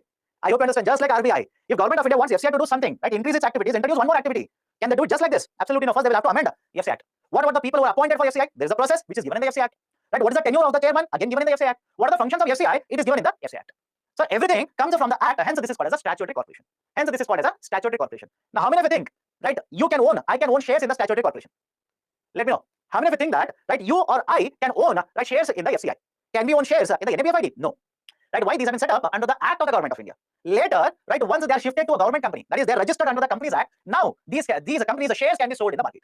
These companies, the shares can be sold in the market. Can I give you a current affairs example? Life Insurance Corporation. LIC, Life Insurance Corporation. For example, let's say 5 years ago. LIC, in case of LIC, let's say 3 years ago. Right? How many of you think the shares of LIC were present in the stock market? Think of it and answer. Right? 3 years ago, 5 years ago, how many of you think shares of LIC were present in the stock market? No. LIC shares were not there. Last year itself, IPO of LIC was conducted. And certain percentage, very, very small percentage of the shares were released or were sold under the IPO. Now, LIC is a listed company. It will come under government companies. Right? That's a basic idea. Departmental undertaking, public corporation, right, and government companies. Now, right, how disinvestment can be conducted? How disinvestment can be conducted? First one is a minority sale. Minority sale means what? Government will sell certain shares, but will continue to own more than 51%. That's simple idea. Government will sell the shares of the company, and right, even then will continue to own at least 51% of shares in the company. Right? That is a minority stake sale. So why 51% is important? 51% means majority ownership. Anybody who has more than 51% can take most of the decisions of the company. That's the reason government under the minority stake sale, minority disinvestment, will sell certain amount, but will continue to own at least 51%. Now, can I give you an example related to this? What about CPSE ETF? In fact, if you read the newspaper Friday, like I told you, this was mentioned. If you have not read, please go back now, read that article. Disinvestment means what? Selling ownership of a government-owned company. Now, when I say selling the ownership, government can sell 2% ownership, government can sell 5% ownership, government can sell 50% ownership or 100% ownership. That's the reason whenever you say minority stake sale, government will sell certain shares but will continue to own at least 51%. What about strategic stake sale? Whenever you talk about strategic stake sale, government ownership will fall and government will give away the management control. Government ownership will come down. For example, let's say government will sell, right, 76% ownership in a company. I'll give you an example. Air India, right? Understand this carefully. Air India. Today it has been completely privatized. Today Air India has been completely privatized. Complete means what? 100%. But before selling 100%, Government of India had put forward a proposal. GOI had put forward one proposal that Government of India will simply sell 76% ownership, also give away the management control over the company. And when you sell 76%, automatically you will give away the management control. Now, can I simply say this is a type of a strategic ownership? I hope you understand. This is a type of a strategic disinvestment. Strategic disinvestment means generally government will give away more than 51%, ownership will fall below 51%, and the government will give away the management control of the company. But extreme case in this, under the strategic case, 100% privatization. 100% privatization means what? Government will not have any ownership. In case of strategic, imagine Air India's 76% was given away. In fact, it was actually 74%. Imagine Air India's 76% was given away, which means what? Even after giving away the management control, government will have certain ownership. But in case of complete privatization, 100% disinvestment, what will happen? Government will simply give away 100% ownership. Government will not even own a single share in the company. Complete privatization. Any example of this? Most recent, Air India. Maruti company, earlier it was owned by Government of India, Modern Foods, etc. Now there is one more structure which is called as a cross-holding.